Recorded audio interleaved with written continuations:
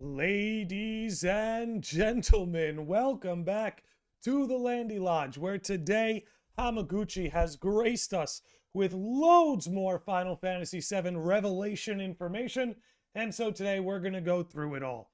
Or as rather, as much of it as we can cover.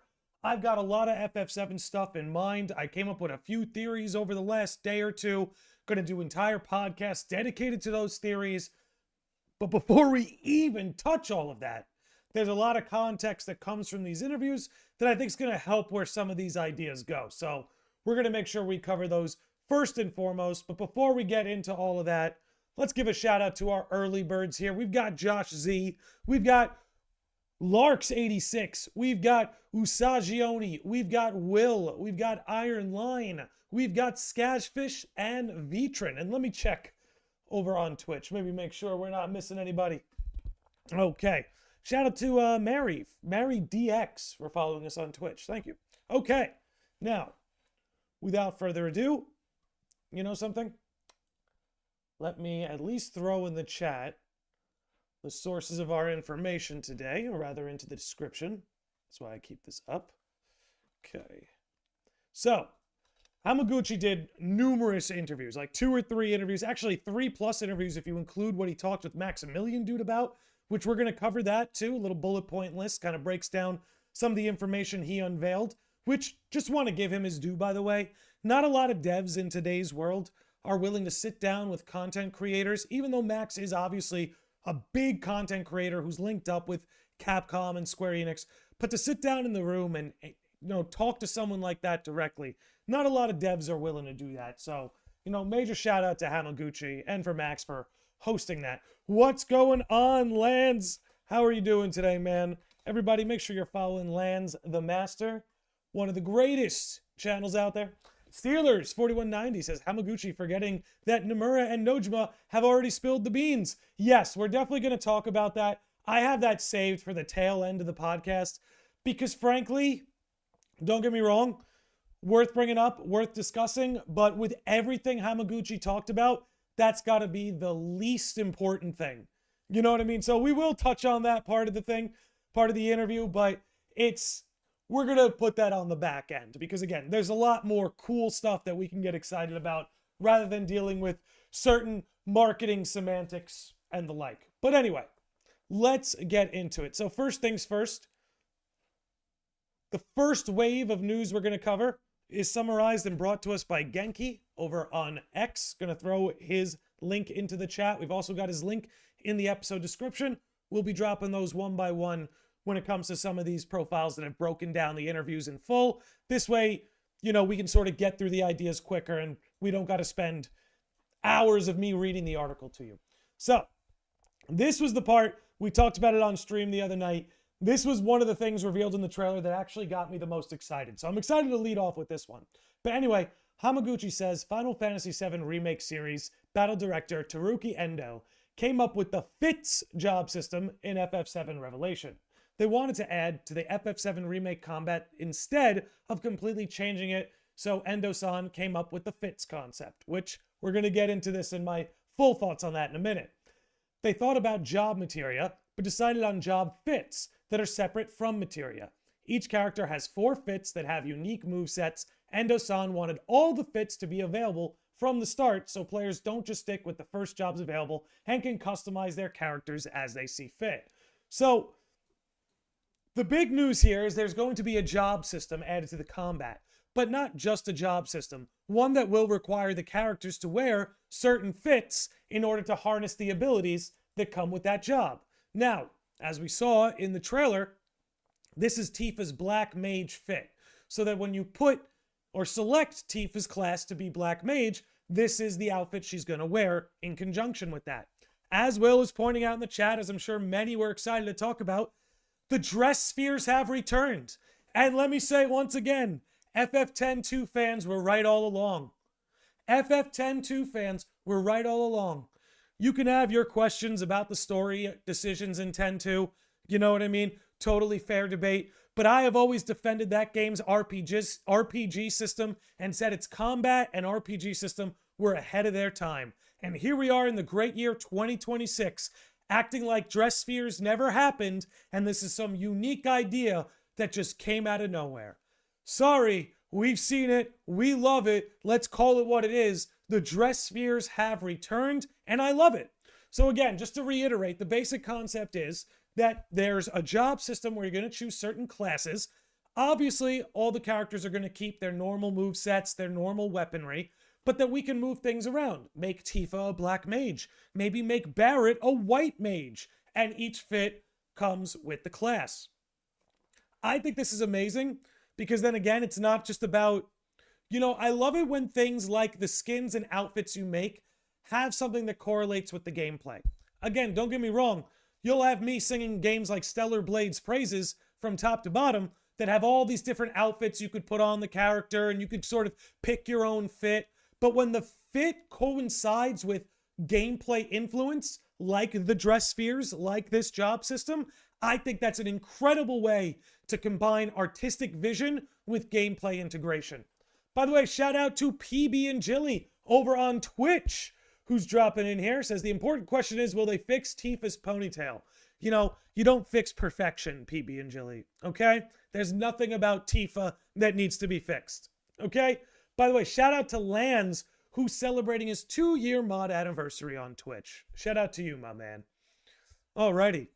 Steeler says, seeing people lose it over the evolution of the gameplay systems title to title has me feeling so hurt.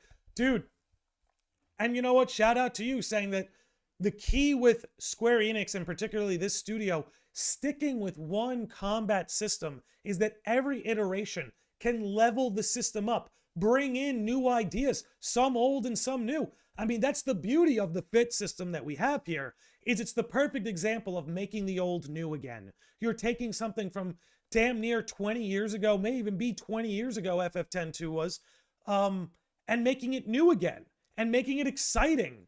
You know what I mean? And like, maybe in a job system, you might have typically avoid using a black mage, but you love this fit on Tifa so much, you're going to make it work. You're going to learn how to strategize around a black mage. And maybe Barret has an outfit you really like. It's just things like this that are ways to incentivize the player to experiment with the game in new ways, right? Typically things like including a hard mode incentivize the player to sort of experiment and think outside the box. But when you can do small things like this, I just think that's incredible gameplay design. 10-2 was 23 years ago. Case in point. Case in point. We'll take a swig for that.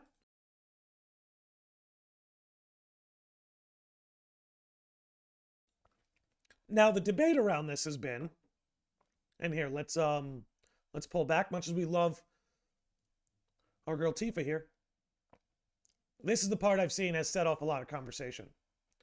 Actually, let's just minimize it to this here. Each character has 4 fits that have unique movesets. So the question has been, does every character have their own unique 4 jobs? Or does this job system really just have 4 additional jobs that you can cycle between? So hear me out, right? Every character has their base moveset. Tifa as the monk, Cloud as a swordsman, Barret as a shooter. Everyone has their base moveset, right? So the question is, does each character have their own variation? Like, can Tifa be black mage, white mage, dark knight, and samurai? And then maybe Barret can be, like Junker and Gunblade. Maybe Barret has a Gunblade class. You kind of see where I'm going with this, where everyone has their own blend of 4 fits?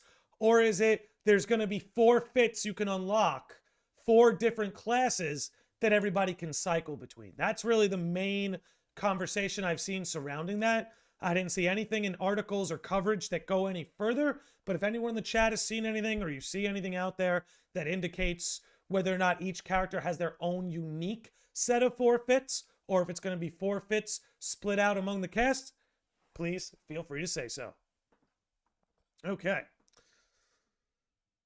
Somali says, Fitz is very 10-2 and Lightning Returns inspired. Well, we've always talked about on this channel how the remake trilogy 100% gets a lot of its DNA from Lightning Returns. And I believe a lot of the team that made Lightning Returns is on the FF7 team.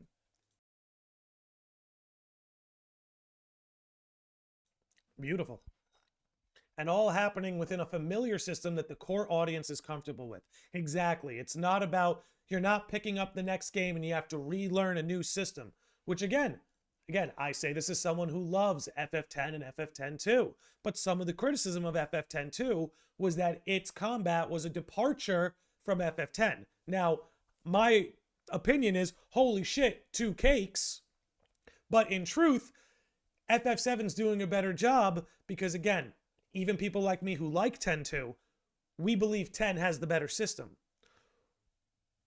What this trilogy is doing is Rebirth's combat system was unquestionably better than Remake's, and already we can see the potential that Part 3's combat system will be better than Part 2's. And then, such as Steelers in the chat, and many of you in the chat we've reiterated and we've discussed, this is why it would be so good for after this game, for this team to make Final Fantasy 17 with the 4th evolution, the 4th iteration of the foundation they've built here. That is, in my opinion, and many people's opinion, the best way to move this franchise forward. But we'll see. Exciting times ahead. If snowboarding is in Part 3, should it be a reveal or stay a secret? I think that's one of the best things you can include in a trailer, right? You don't want primary story beats or twists and turns to be included in a trailer. Like, one of the worst marketing decisions they ever made was showing Barrett getting stabbed in Remake in the trailers. Bad decision. Leave that stuff out. Show the cool moments or the funny moments and the fun, as what the kids, and I say this because I'm in my 30s, what the kids today call aura. The snowboarding, stuff like that. That's actually, in my opinion, the cooler stuff to show in the trailers. That can be fun. People can get excited. That's just my opinion. Okay. We have seen Freelancer, Warrior, Black Mage, Summoner, Ranger. We shall see what else. Well, I think that might even answer our own question. If the trailers and the interviews have shown us 5 different classes already, then that would mean that each character gets 4 different sets of fits, which would be unbelievable. Don't get me wrong. I'll be satisfied with 4 fits they all cycle between. But if they each have their own unique of 4 different classes, oh my God. Let Nomura cook, right? Let Nomura cook. And that's something that we talked about this a lot in the last episode, so I'll move on to the next point after this. But when you have a guy like Tetsuya Nomura on your team, right? When you have a guy like that who is so talented, not just with character design, but with fashion design, you know what I mean? He can create a character like Lulu, okay, who's got like 9,000 belts below the waist, a belt skirt below the waist.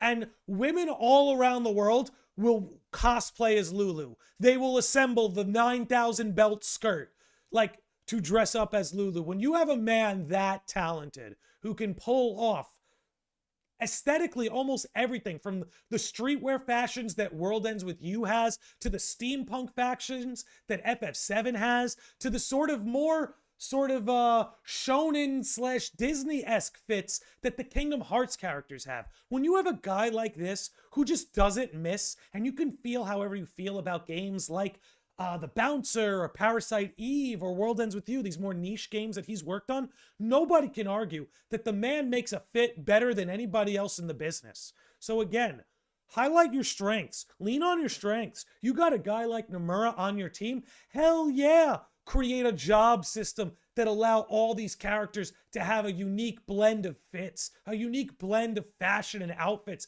Lean on it, man. This is some of the cool stuff that, again, not just aesthetically, but in a gameplay design sense too, that incentivizes replays, right?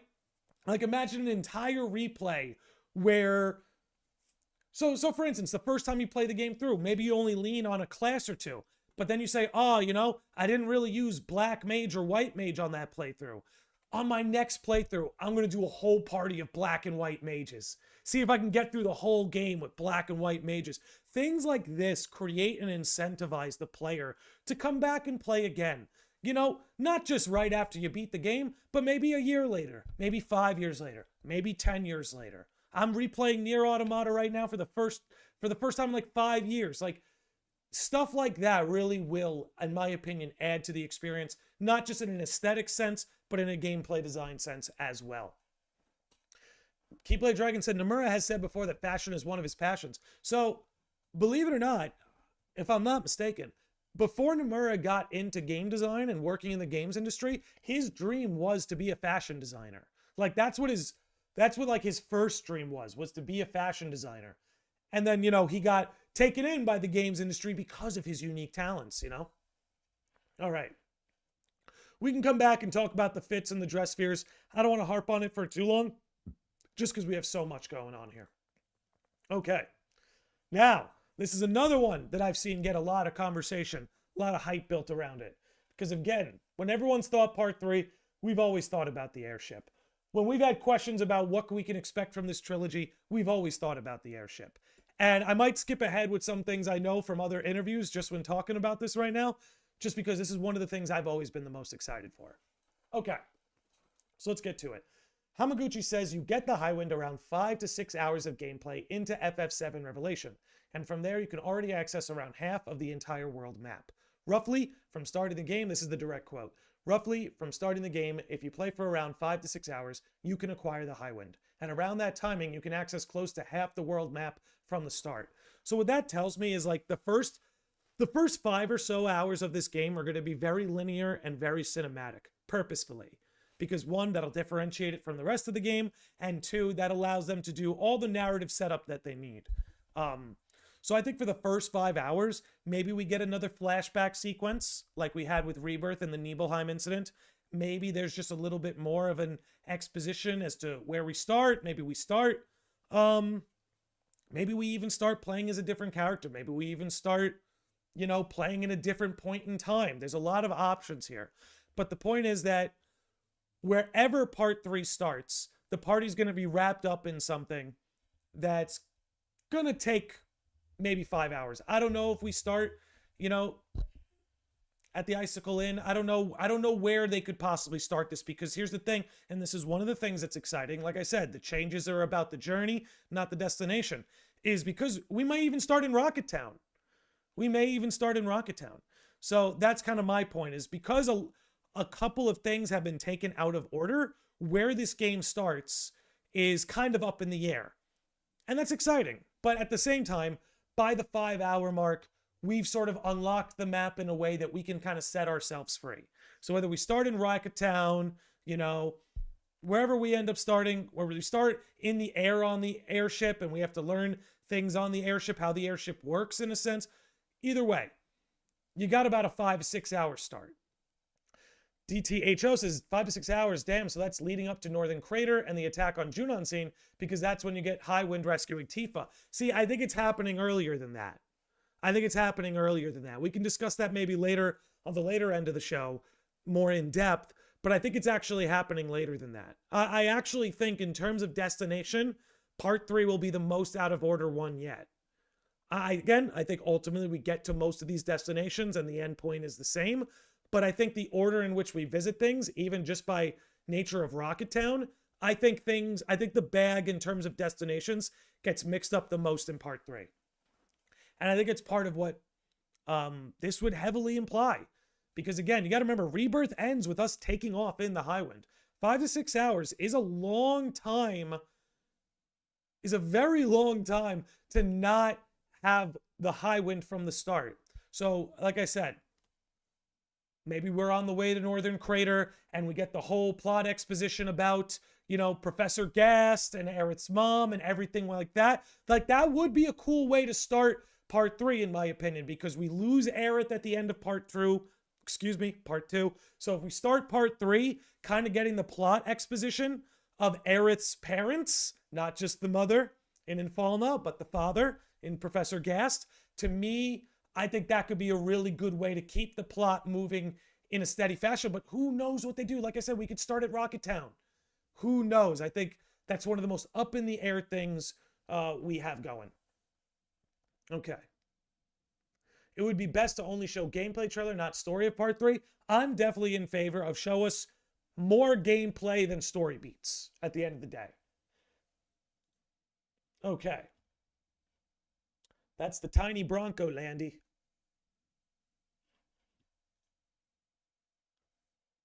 Maybe I'm missing you. You're right. You're right. I'm sorry. You're right. Oh my God, I got mixed up.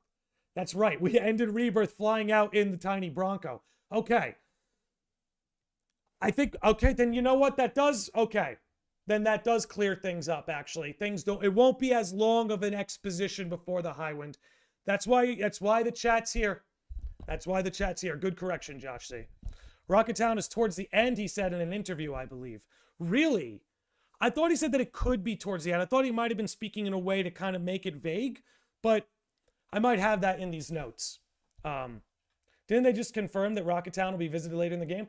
We're going to see. So, one thing, guys, I did not read through much of this at all before pulling it up for the episode. I'm going into a lot of this blind. So you guys may know a few things that I don't, which is why you're here. So if Rocket Town is confirmed for later in the game, then I actually think the Icicle Inn angle might actually be what they're doing. That actually might be what they're doing then. Because if we remove the Rocket Town option, then I think the Icicle Inn start might be the best guess. I don't know. You guys let me know what you think. Let's move on to the third one here. Okay.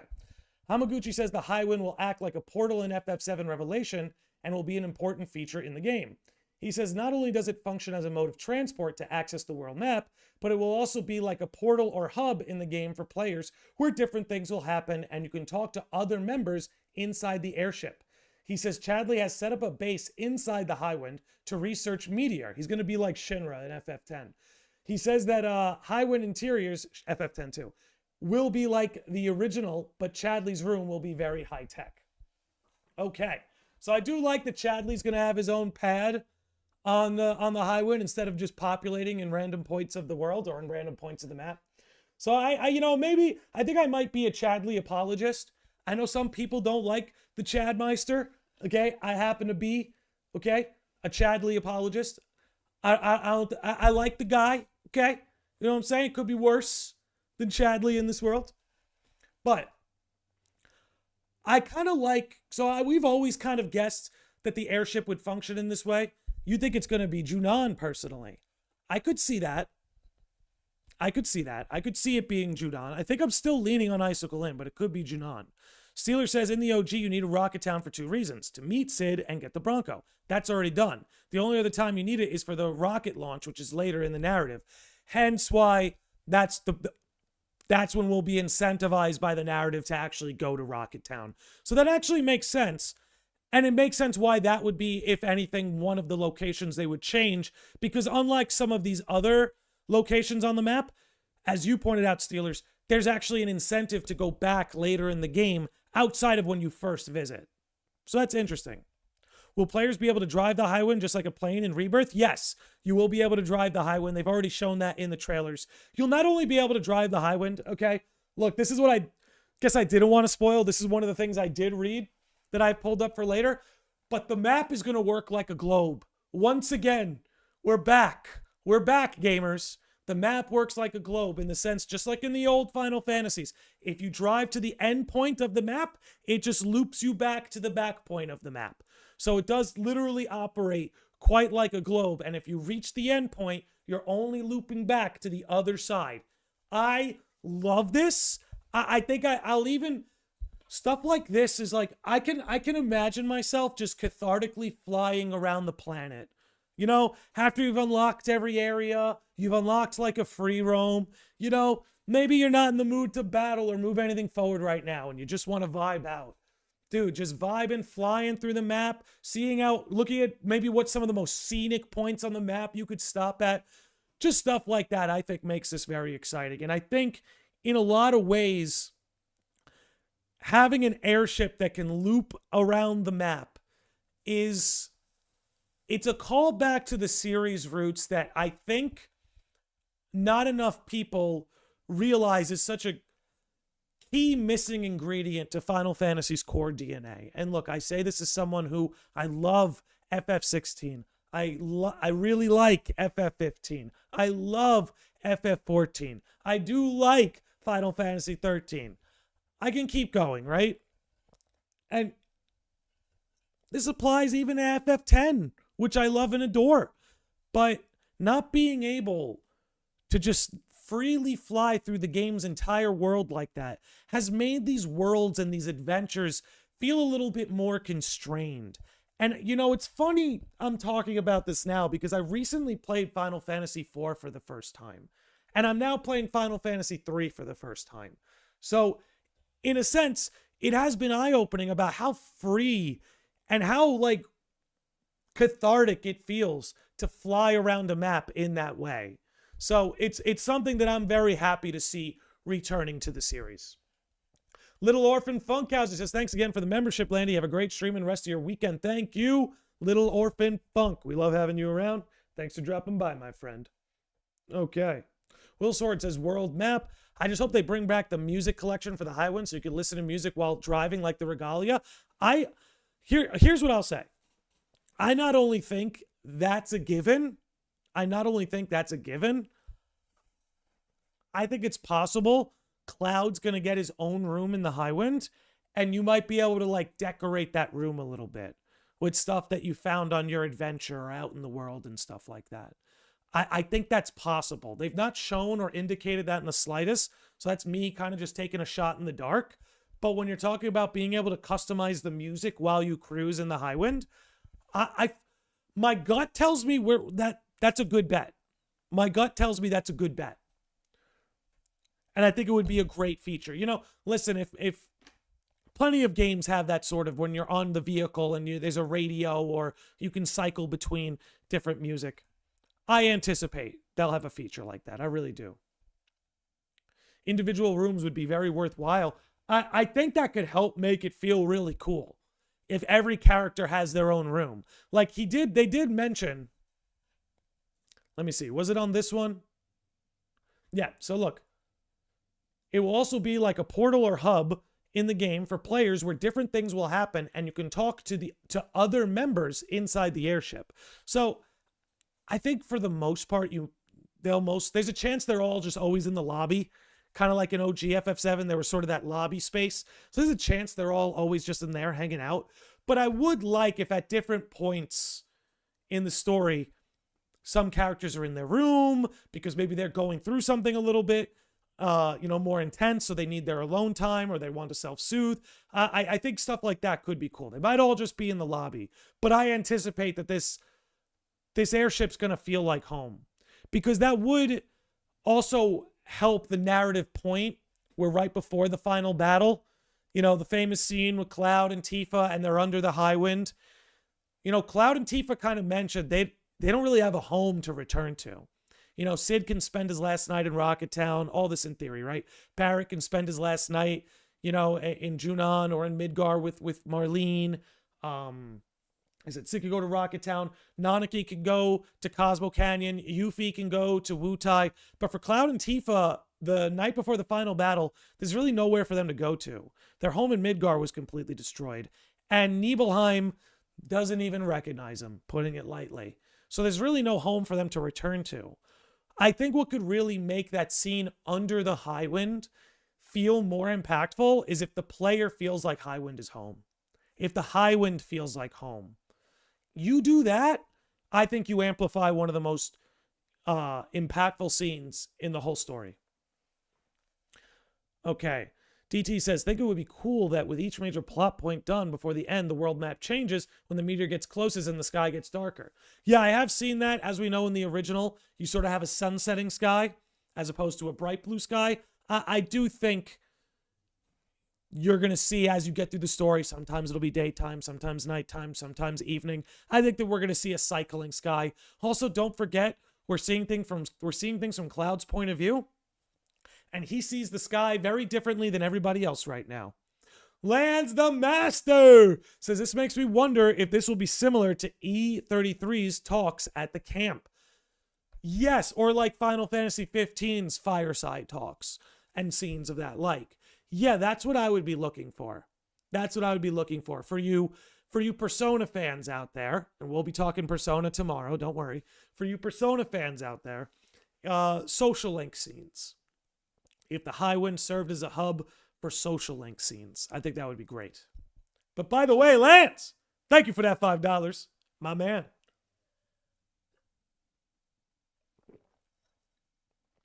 Okay. I am happy they are showing the meteor, but don't do the purple sky from 16. Yeah, I think you can expect them to keep the sky's aesthetics relatively similar to the original. Okay. I just beat FF4 while watching. Incredible game. Incredible game. I highly recommend everybody try. As someone who's loved FF6 for a long time, I'm kicking myself for not going back and playing FF4. Okay. Yes, Brandon, you are free to share your ideas here. Absolutely. To be fair, I was so happy to see the high wind in the trailer that making it feel like a home isn't going to be a hard thing to pull off. Yeah, that's what I mean. It's kind of a layup. You know, for players like us, that's going to be kind of a layup. I'd hate to see them fumble that, but really make it feel like home. You know, or at the least give the player the opportunity to make it feel like home. I am fully convinced the game starts with no cloud. That would be interesting. That would be an interesting way to start the game. I mean, look, we all know Tifa's time to shine as party leader is coming. I hope Sid still gets his time to shine as party leader, because I see everybody always talk about Tifa as party leader, which, don't get me wrong, you guys know I love Tifa. She's in the goddamn thumbnail. But when Sid is party leader in the skies, there's something cathartic and cool about that too. So I hope they keep that in. Which one of the series have you not played yet, Landy? Okay, now that I've beaten 4 and I'm in the middle of 3, the only numbered Final Fantasies I haven't played are 5 and 11. That's it. 5 and 11 are the only numbered Final Fantasies I haven't played. And I'll probably play 5 once I'm done with 3. I think Cloud will be in the party at the beginning, but we won't control him because he is too far gone. I mean, that could be an interesting detail. Imagine that you can control every party member in combat except Cloud. Cloud, you know, like when a character has Berserk set on them and you can't really control them. Imagine that's what the black materia does to Cloud. It just keeps him in this permanent state of Berserk, and you, the player, can't control him. That could be cool. That could be cool. All right, let's move on. Let's move on. Okay, I believe this is the last post we're going to get from Genki before we move on to another source, whom I will dutifully shout out. Josh says, for me, it's 5 and 6. Dude, I can't speak for 5. 6 is one of the greatest RPGs ever made. Trouser says, Tifa won't be in the game. She's too busy fighting the streets. Dude, if there was anything that could pull me back into Street Fighter, it's Tifa. I hate to say it. Marvin says, does the Highwind use gasoline to fly, or can you fly all day without losing gasoline? I don't think they're going to cap you with gas. In this economy, I don't think they're going to cap you with gasoline in the Highwind, bud. I think you're going to be fine to free roam at your heart's content. Okay? Sid might have a word about it, but you'll be all right, bud. You'll be all right. If not, you come here, okay? You come here, you yell at me if I'm wrong, okay? Darren says, at the end of Rebirth, nobody trusts him, and it's a cool way to convey that by making us not be able to control him. Yeah, I think I always love when the gameplay can help tell the story's narrative. It's part of why a lot of narrative in gaming, generally speaking, I think was better back in the PS2 era.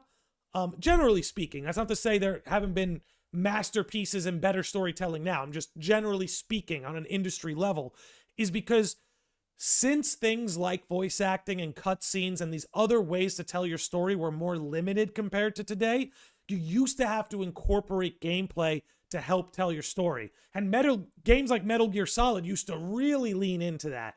And I kind of miss those days when developers would think like that as a default. And to be fair to Square Enix, they are one of the devs that still think along those lines when developing their games. Okay. Steeler says, I'd rather they just stay linear about the sequencing of the story. Just start the party approaching Icicle Inn, man. Don't make it more convoluted than it needs to be. Yeah, that's why I'm kind of in favor of the Icicle Inn starting point. Because not only does it keep things steady, like you're saying, Steelers, it allows that right as Rebirth ended with us losing Aerith, Icicle Inn tells us the truth about Aerith.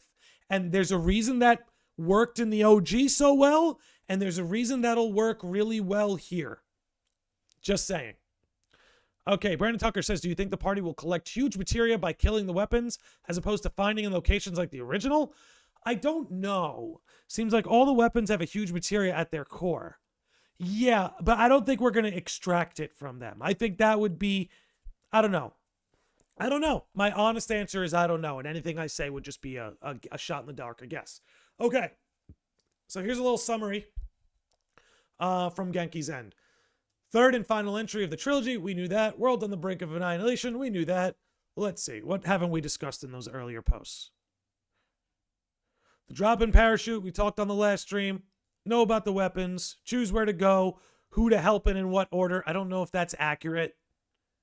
I don't think we necessarily have that much influence over the order. We know about that battle system. Sid and Vincent playable. We talked about the fit system. Okay. Beautiful. Okay, let's move on.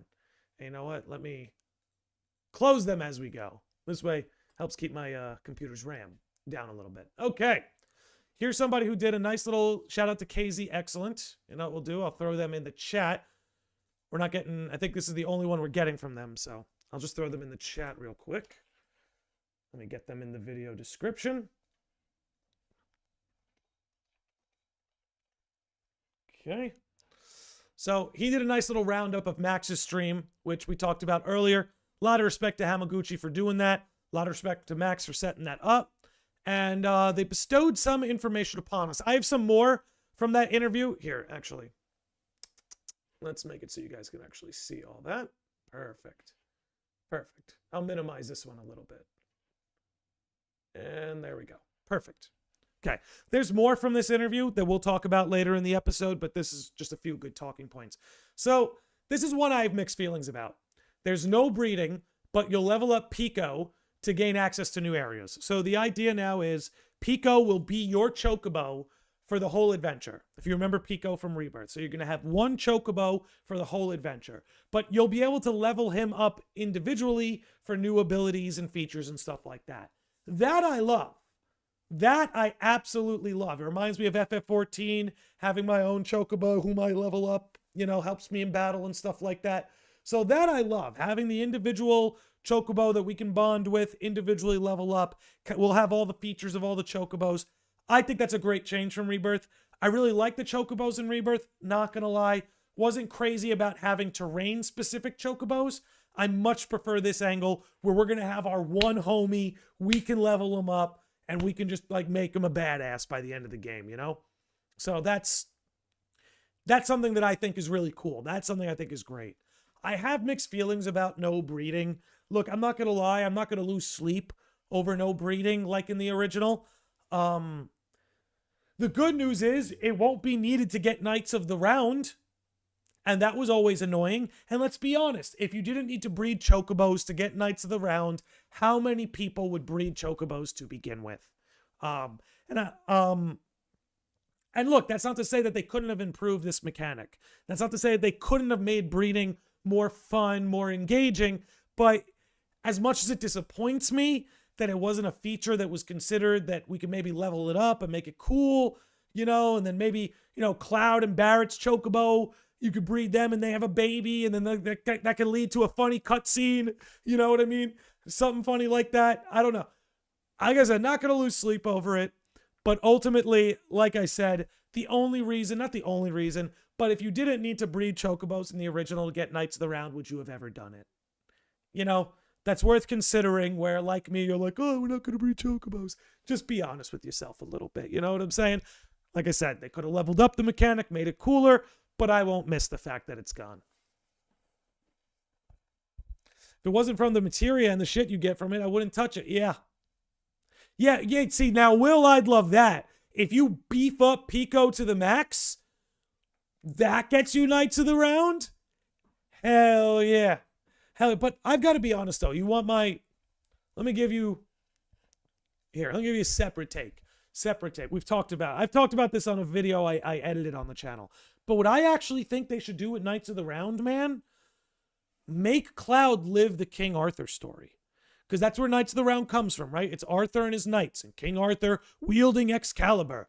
If you create a subplot about the Buster Sword in Cloud, and that by completing that subplot of the Buster Sword in Cloud, that's how you get Knights of the Round, that Cloud has to, like, in a sense, live out or embody the King Arthur myth. And look, you can achieve that in the narrative itself. You know what I mean? But if you can do like a subplot about it or something, I think that could be a really cool thing to do. I think that could be a really cool thing to do. Okay. I think we'll start with Cloud, but he'll go full mad real quick. Yeah, Haze base. That's what I think. I think we're going to get that Icicle in start in the way it sort of unravels in the original. I think we could expect the beginning of the game to look relatively close to the original's pacing and sequence of events. Wise Wind says, LOL Namco in shambles. Damn. Bandai Namco. Okay. Let me see what chat's on. I like that idea, Landy. Yeah, no, that's what I think they should do. You know? I think it would be fun. Okay, Steeler says yes, an Icicle in gives them a chance to learn the characters, though they really shouldn't play Revelation without Rebirth. You can get away with Rebirth without Remake. You know, sometimes people don't like what I'm about to say, but as a Kingdom Hearts fan and an FF7 fan with the compilation, my opinion has always been people should just play whatever game they're drawn to. Whatever game in the series you're drawn to first, just play that first. Because I think ideally you want to play things in release order, obviously, but I think ultimately to get all sense of resistance out of the way, people should play the game they're most interested in. If that means Remake, Rebirth, Revelation, so be it. I'm starting to feel this way about FF14 because I know a lot of people are like, I'd love to try Shadowbringers and Endwalker, but having to play through A Realm Reborn and Heavensward would be so much. I'm at the point where I'm like, you know what? Then skip it. You can always go back to it. You can always go back to it. Go ahead, skip to Shadowbringers. If you love it that much, you will go back to learn. You know, again, maybe it's a controversial take, right? Maybe not everyone's going to agree with it, but the longer I stew on these questions, the more I feel that way. Okay. Visu HM Group says, I hope it wraps up on the loose end left from the Dirge of Cerberus ending and brings the compilation stories to a close. You know, I think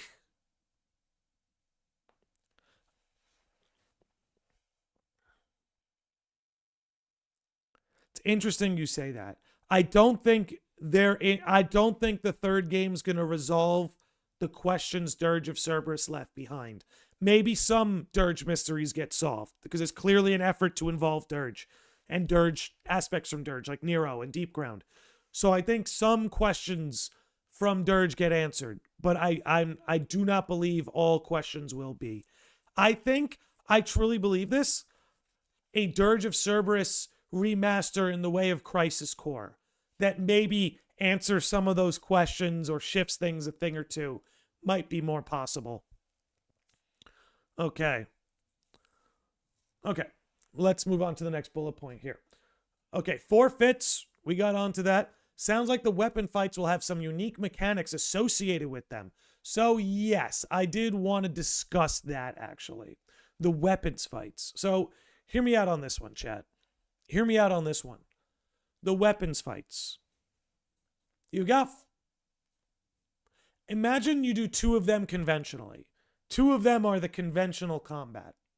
But I think it would be cool to fight one weapon with the high wind. That's what I want. I want to fight one weapon with the high wind. Can you imagine how sick that would be? Now again, plenty of weapon fights to go around. I think 2 or 3 of them being conventional combat is the right move. But can you imagine a high wind battle sequence? And maybe it's in the way FF10 used to like make you strategize while on the high wind and fighting a weapon, right? You get a fight like that too, where like the weapon attacks you and you have to fight it from the deck of the high wind, from the outside deck of the high wind. You have to fight it. Things like that. I want 2 or 3, the majority of the weapons fights to be, the normal combat, But don't be afraid to play one or two of them up. Don't be afraid to, I hate to say it, to give us like a Star Fox-like boss battle where you're using the high wind and you're using cannons.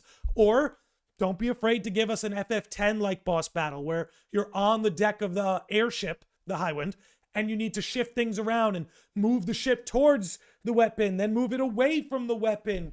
Just stuff like that I think would be really, really cool.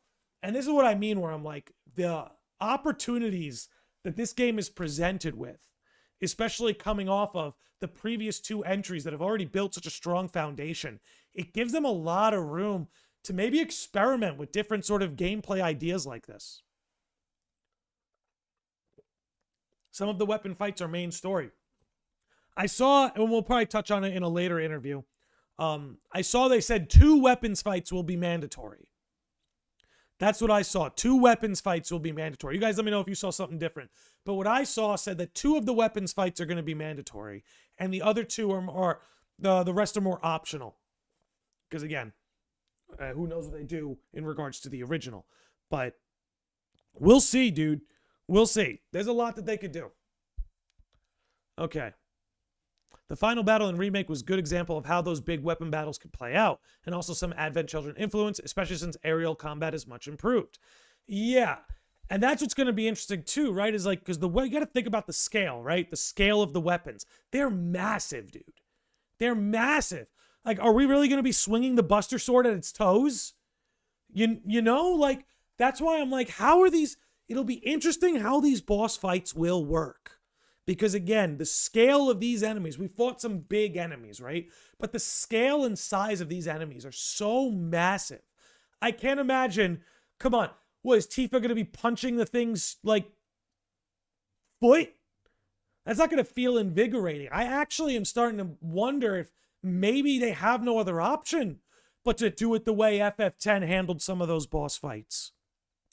Or maybe there'll be a terrain and you'll have different party members at different sort of heights. Like maybe there's platforms and things that'll be at different heights, and one aspect of the party has to attack the arms or the hands, the other aspect can go for the head. I don't know. Darren says the weapon battle systems will be a different battle system that builds on the core battle system, was specifically what he said, and no QTEs. Okay. Okay, see, now that makes sense to me. Highwind transforms into a Gundam. I wouldn't even be mad. I wouldn't even be mad. Like, I'm not kidding. I wouldn't even be mad. Okay. Let's move on. We'll get an opportunity to talk about that again, but I just want to keep this thing moving. We're already at an hour, and I've got loads of tabs up here. Okay, let's keep it rolling. In regards to Tifa joining Street Fighter, she was sought by other companies, but Capcom was the right fit. I'll tell you exactly why Capcom was the right fit. Because they're winning. Tifa is a better fit in Tekken. No question. And maybe that's because I like Tekken better. Tifa is a better fit in Tekken.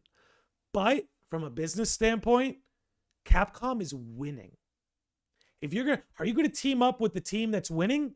Or are you going to team up with Bandai Namco, who can't satisfy their own audience right now with fighting games, roughly speaking? You're going to go team up with the goddamn winner. And that's why they chose Capcom. They're not saying it outright. That's what they mean when they say Capcom was the best fit. What they're saying is Capcom's winning, and we want to be on the winning team. We brought Clive to Tekken, and it was kind of a mess because he should be a Soul Calibur character. I say this as someone who loves FF16, really liked Tekken 8. Loved it at its peak, but overall really liked Tekken 8. And loved Soul Calibur. Clive should have been a Soul Calibur character, not a Tekken character. Makes no sense. Bizarro Sephiroth from OG will split party. Yeah, that's why I wouldn't be surprised if the split party battle system is introduced by the weapons fights.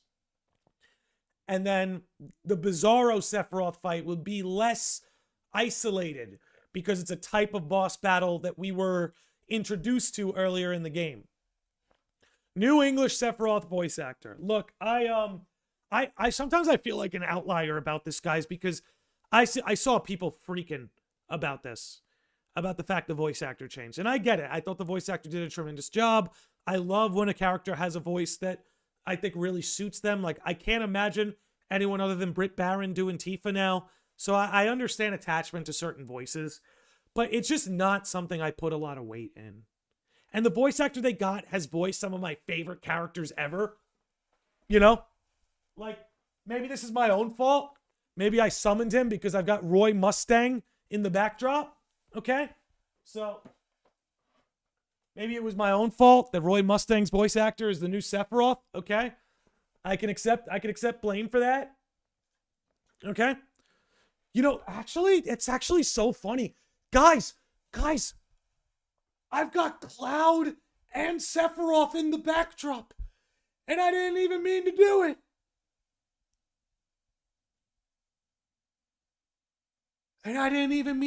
it. Unbelievable.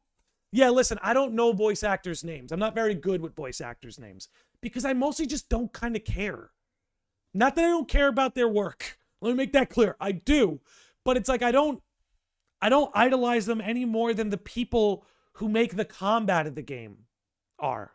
So in that sense, I'm just kind of bad with voice actor names and remembering people. A few will stand out to me like a Ben Starr, you know, but overall, I'm terrible with voice actor names. But the new English voice actor is going to do a good job. I'm not worried about it. He's a tremendous voice actor. Has incredible range, okay? And let me tell you something. As somebody who loves characters he's done in the past, like Roy Mustang, like Aced, okay? If we get to see an angry Sephiroth, it's going to be amazing. It's going to be amazing. Yes, Steelers, I'm with you, man. I get attached to very few actual voice actors. I care about doing a good job, you know, emoting the sentence properly. This is why, guys, you will never, let me tell you something. Rest in peace, Christopher Lee. There's very few people from Hollywood, voice actors, people like this that I will champion. Christopher Lee, God rest his soul. He was one of the best in the business.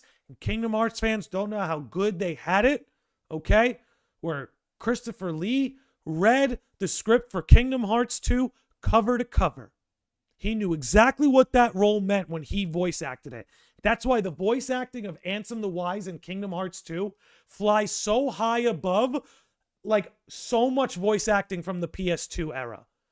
And a lot of that is because voice acting was new and things like that into video games. So voice direction wasn't something that a lot was invested in. But Christopher Lee read that script cover to cover and delivered a voice acting performance for the ages. Don't care what anybody says. And we didn't know how good we had it. Okay. Back to FF7. Okay. Landy, how should Square maximize in marketing Revelation? They've already done the hard part. It's going to launch on Switch 2 day one. They've already done the hard part. That's what I would say. They've already done the hard part. Just having it ready for Switch 2 on day one. Don't get me wrong. Having PC day one helps. It was never going to move the needle tremendously. Xbox helps, is barely going to move the needle. Switch 2 day one, that's going to move the needle. 100%. The voice acting in FF12 is phenomenal. I'll say that much. It is the best. FF11 withholding. I got to play FF11. But as someone who loves FF10, and depending on the day I wake up, I think it's the best Final Fantasy ever. FF12, for all its warts, does have better voice acting. I can admit to that. Okay. They had 3 final choices for subtitle, and Nomura chose Revelation. And turns out Reunion wasn't even considered. But Revelation, and listen, Nomura is the guy with the major vision. He doesn't write the script, but he writes the storyboard. Him choosing Revelation tells me we can expect things to unfold very similar, not the same, but very similar to OG. Okie dokie. All right, let's move on to our next point here, which comes to us from Yoki. Which let's throw Yoki's link in the chat. I'll translate this for us, and let me throw him into the description.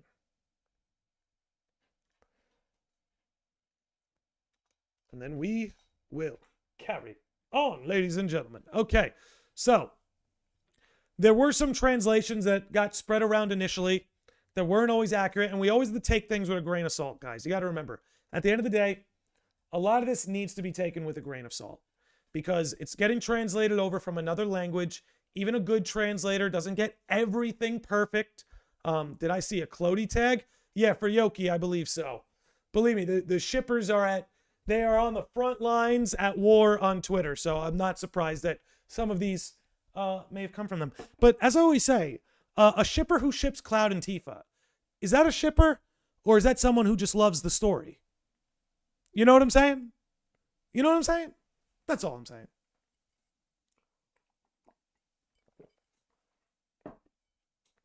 He's just busy and couldn't record. Don't spread misinformation. Yeah, that's all I've really heard is the only reason he didn't come back is because he had a lot more other work.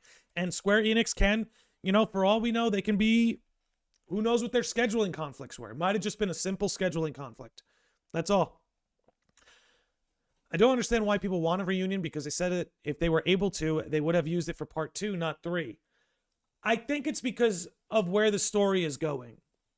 And that reunions are a huge theme in FF7, but it's one of the themes that's been massively amplified for the trilogy. And that we'll do an FF7 episode later this week about my theory about the coming reunion. I think the coming reunion in part 3 is going to be a lot bigger and more expansive than people realize. But we'll see, right? Audrey is notorious for this. Anything to push her desired trajectory of the project. Well, listen, we're going to actually pull up a couple Audrey posts. Look, everyone out there's doing their best. Everyone out there's doing their best. Some people have different perspectives. Some people definitely want to push certain perspectives, but that's fine because it just gives us a chance to respond to them in kind, which we most certainly will. Don't you worry. Okay. Hamaguchi said he doesn't believe in multiple endings. Yes. Let's get to the posts with that. Josh C putting us right back on the rails, baby. No multiple endings. So that's one of the mistranslations that kind of came out first is your actions will impact certain things in the story. Probably certain character moments will be impacted by your choices in gameplay. Somewhat similar to Rebirth in that way, but it sounds like there's going to be a few extra Easter eggs like that coming up, so to speak. So, no multiple endings. They have confirmed that there's going to be one concrete ending.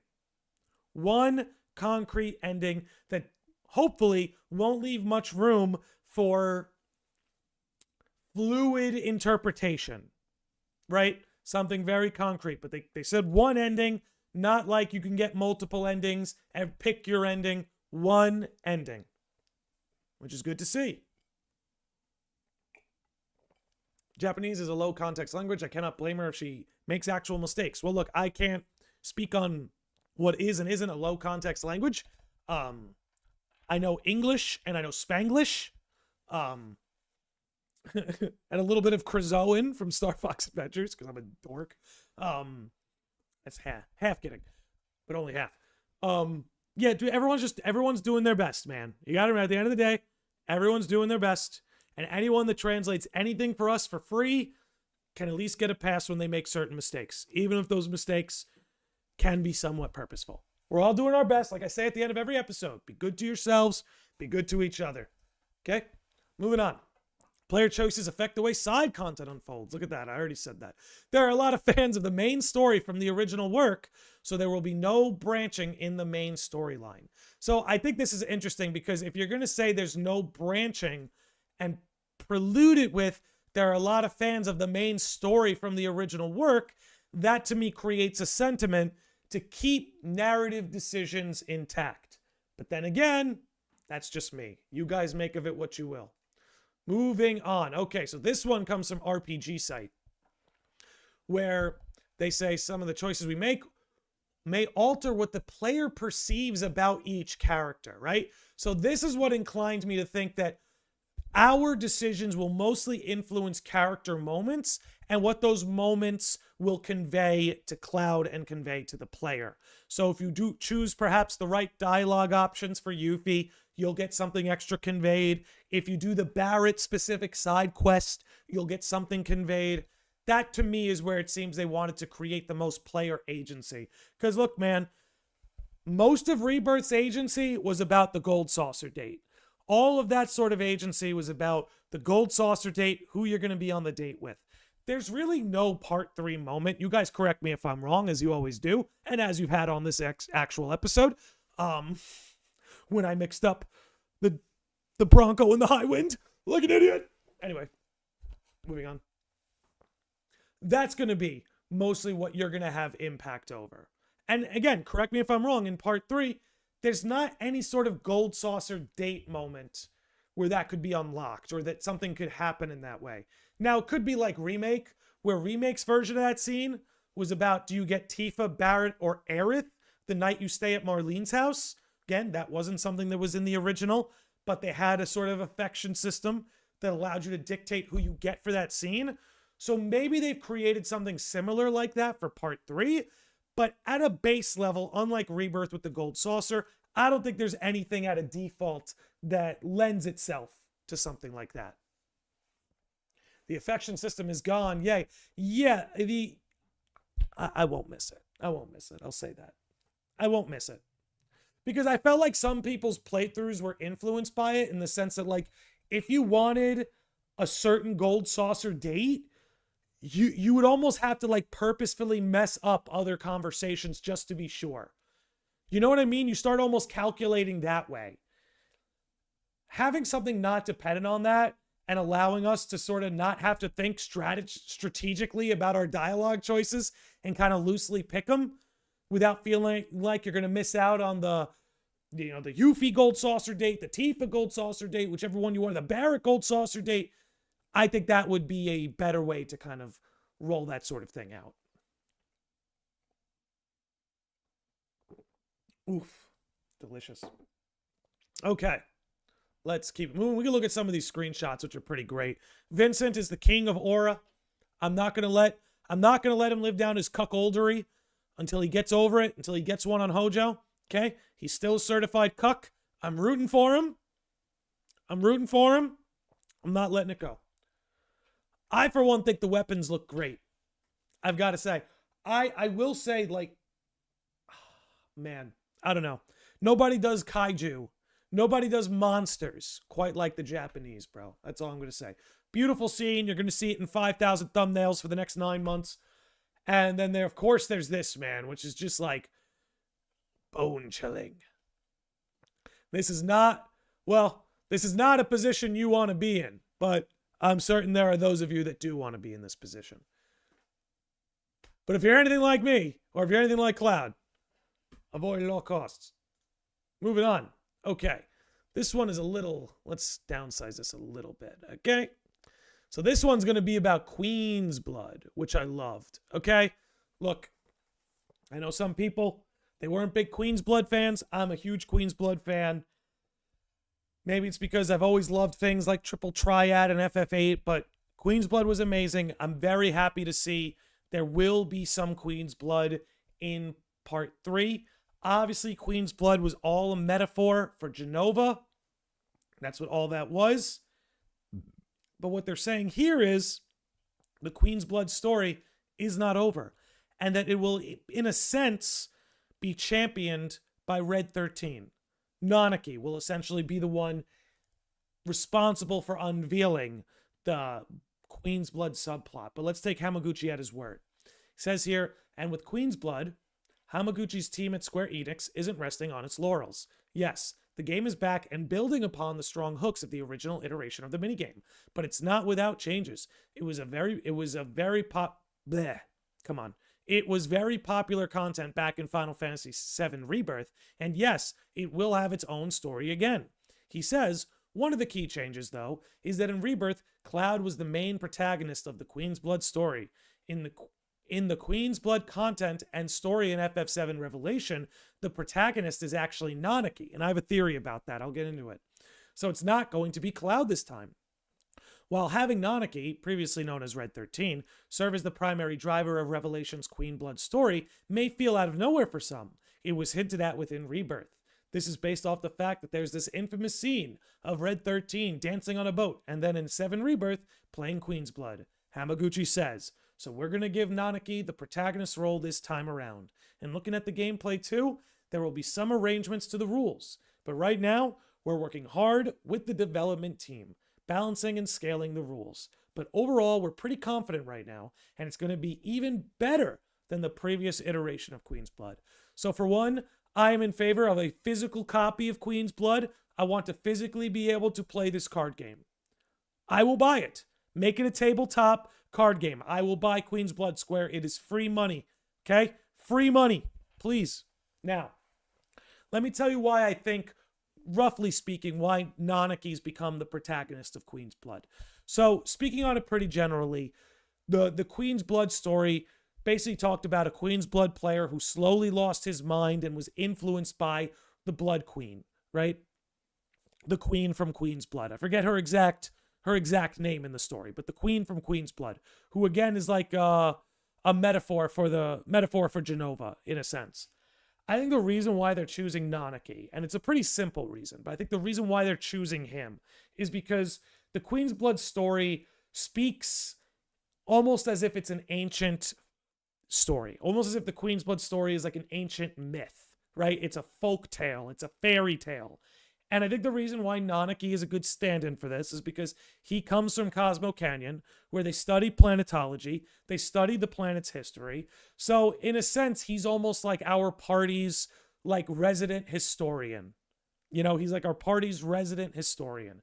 So allowing him to sort of be the driver of this story that speaks of a more ancient world or speaks of an older world is just a little bit more appropriate.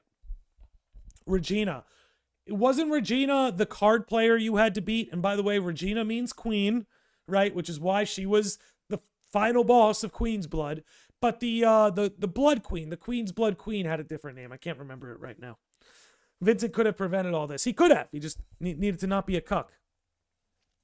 Darren, I'm watching people correct her shit quickly. She lives in Japan. She knows how to translate the language. It's intentional. You know? People can make up their own minds about that. That's what's beautiful.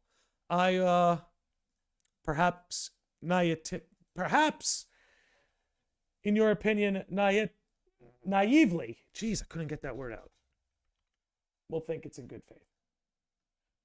But hey, we could all agree to disagree. Okay, this is a fun one. And this is what I mean when I say there's a lot more fun things to talk about. This is a fun one. Oh, I went to the post, but Sleeping Forest. Yes. Revelation would normally be written with this character. Not even going to pretend to act like I know what it is. But the official katakana used is, which also reads as liberation, a secret secondary meaning in the title. It also allows it to keep it consistent with the first katakana character from Remake and Rebirth. So, we talked about, you know, on the stream a couple days ago that, you know, we talked about the overlap between Revelation and the book of Revelations in the Bible.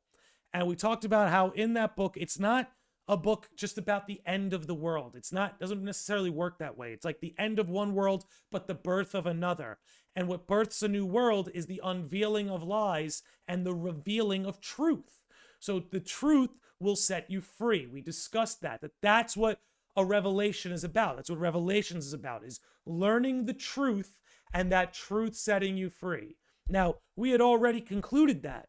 And now learning this just a couple days later, that the katakana lines up, that it not only means revelation, but can also mean liberation, simply just validates everything that we theory crafted on the last podcast episode. Which I think is great, because that is what all this is about, is every character is going to reveal, something will be unveiled. They will learn something about themselves, a truth about themselves that's going to set them free.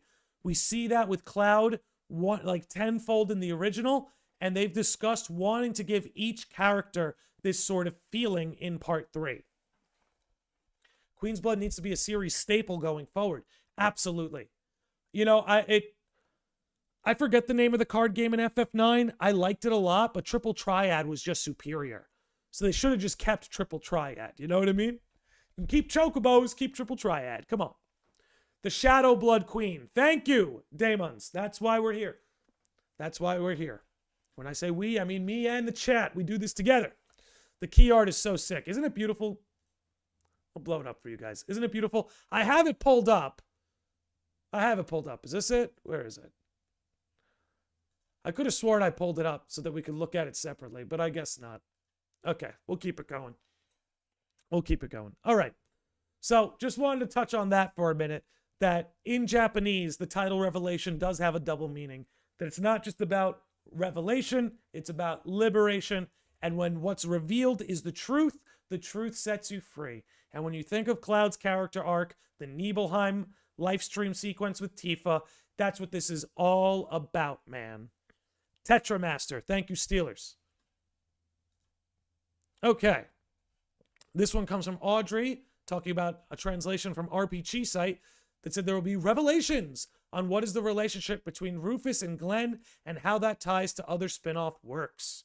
So, right away, when they're talking about revelation, this is what I mean, they're clearly communicating an effort to not just have Cloud go through that archetypal pattern of learning the truth and the truth setting him free. There seems to be a desire to do this with as much of the cast as possible, which I think would make a lot of people happy, because then it feels like every character will have their own unique character arc and resolve in part 3. Now, one of the greatest mysteries has been what they've done with Rufus and Glenn. And Viceroy, Viceroy Saruf, Rufus. There's clearly a connection going on here. And, I mean, I don't know, man. I don't know. I think what's going on with Rufus and Glenn is really cool. There's got to be payoff. There's been so much buildup between Rebirth and First Soldier. And even, remember, all of this has to do with the fact that Rufus could see the whispers. That's what, every time I think about his play, all I could think about is the fact that he could see the whispers. And whatever's going on with Glenn and Viceroy Saruf and Wu-Tai, it's got to have some connection to why he can see the whispers. Do you think that there is any chance that the game's narrative structure will take some inspiration from Birth by Sleep? In the sense that you have different playable characters and that you see the narrative unfold from their individual point of view? I don't think so, if that's what you mean. Unless what you mean is that revelation idea that at the end, when the characters learn the truth, you let me know if you want to clarify further. Okay, moving along. Okay, so we have an RPG site interview that drops lore about Vincent and Dirge of Cerberus. He says that overall, the concept for Revelation is to pick up from stories such as Dirge of Cerberus and with deep brown characters returning to. So let's pull up the exact quote, okay? Let's pull up the exact quote. Let's run it. RPG site says, I want to ask about Vincent, as his backstory is only vaguely hinted at in the original Final Fantasy VII. And give me a second. Since we're bouncing off her posts, let's throw her into the chat too.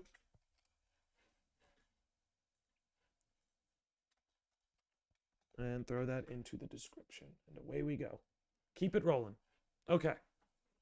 So I want to ask about Vincent, as his backstory is only vaguely hinted at in the original Final Fantasy VII, and then explored in more depth in the likes of Dirge of Cerberus.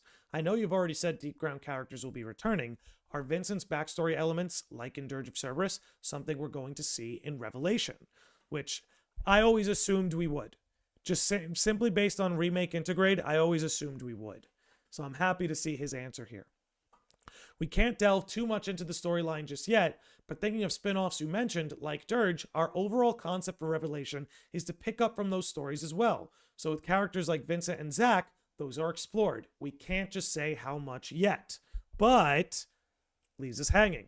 So again, we've always talked about that one of the major drivers of this FF7 trilogy is that it's not just about remaking the original. It's about not recreating, but reimagining the original narrative in a way that includes elements from the compilation. Not in a way that rewrites the compilation, not in a way that invalidates the compilation, but so that the compilation just has more presence in the original narrative of FF7, just creating a more cohesive structure between the narrative and its compilation. So in knowing that, I feel like we always sort of knew that by part 3, more things like elements from Dirge, elements from Crisis Core, elements from Advent Children were going to be explored.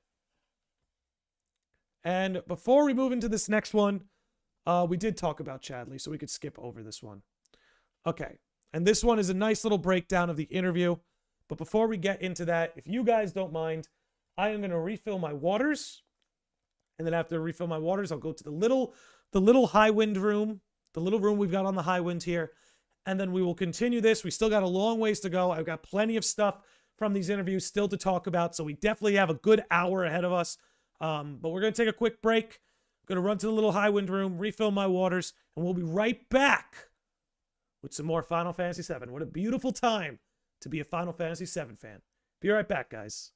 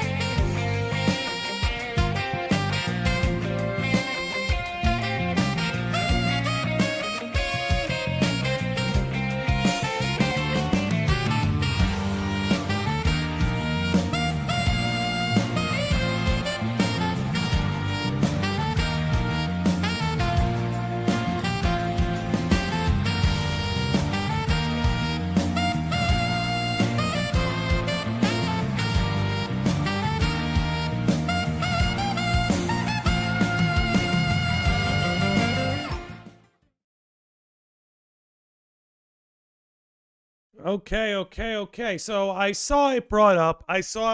So I think I have to come clean. I think I have to come clean about what I've done. I think it's time. I can't hide from it anymore. I just can't hide from it anymore. I have to come clean. Okay, guys? I got to come clean. I'll show you, okay? So I got in trouble on Twitter. I went a little viral. Because again, FF7 Revelation. Revelations is the last book of the Bible. Do you know what the first book of the Bible is called? Okay,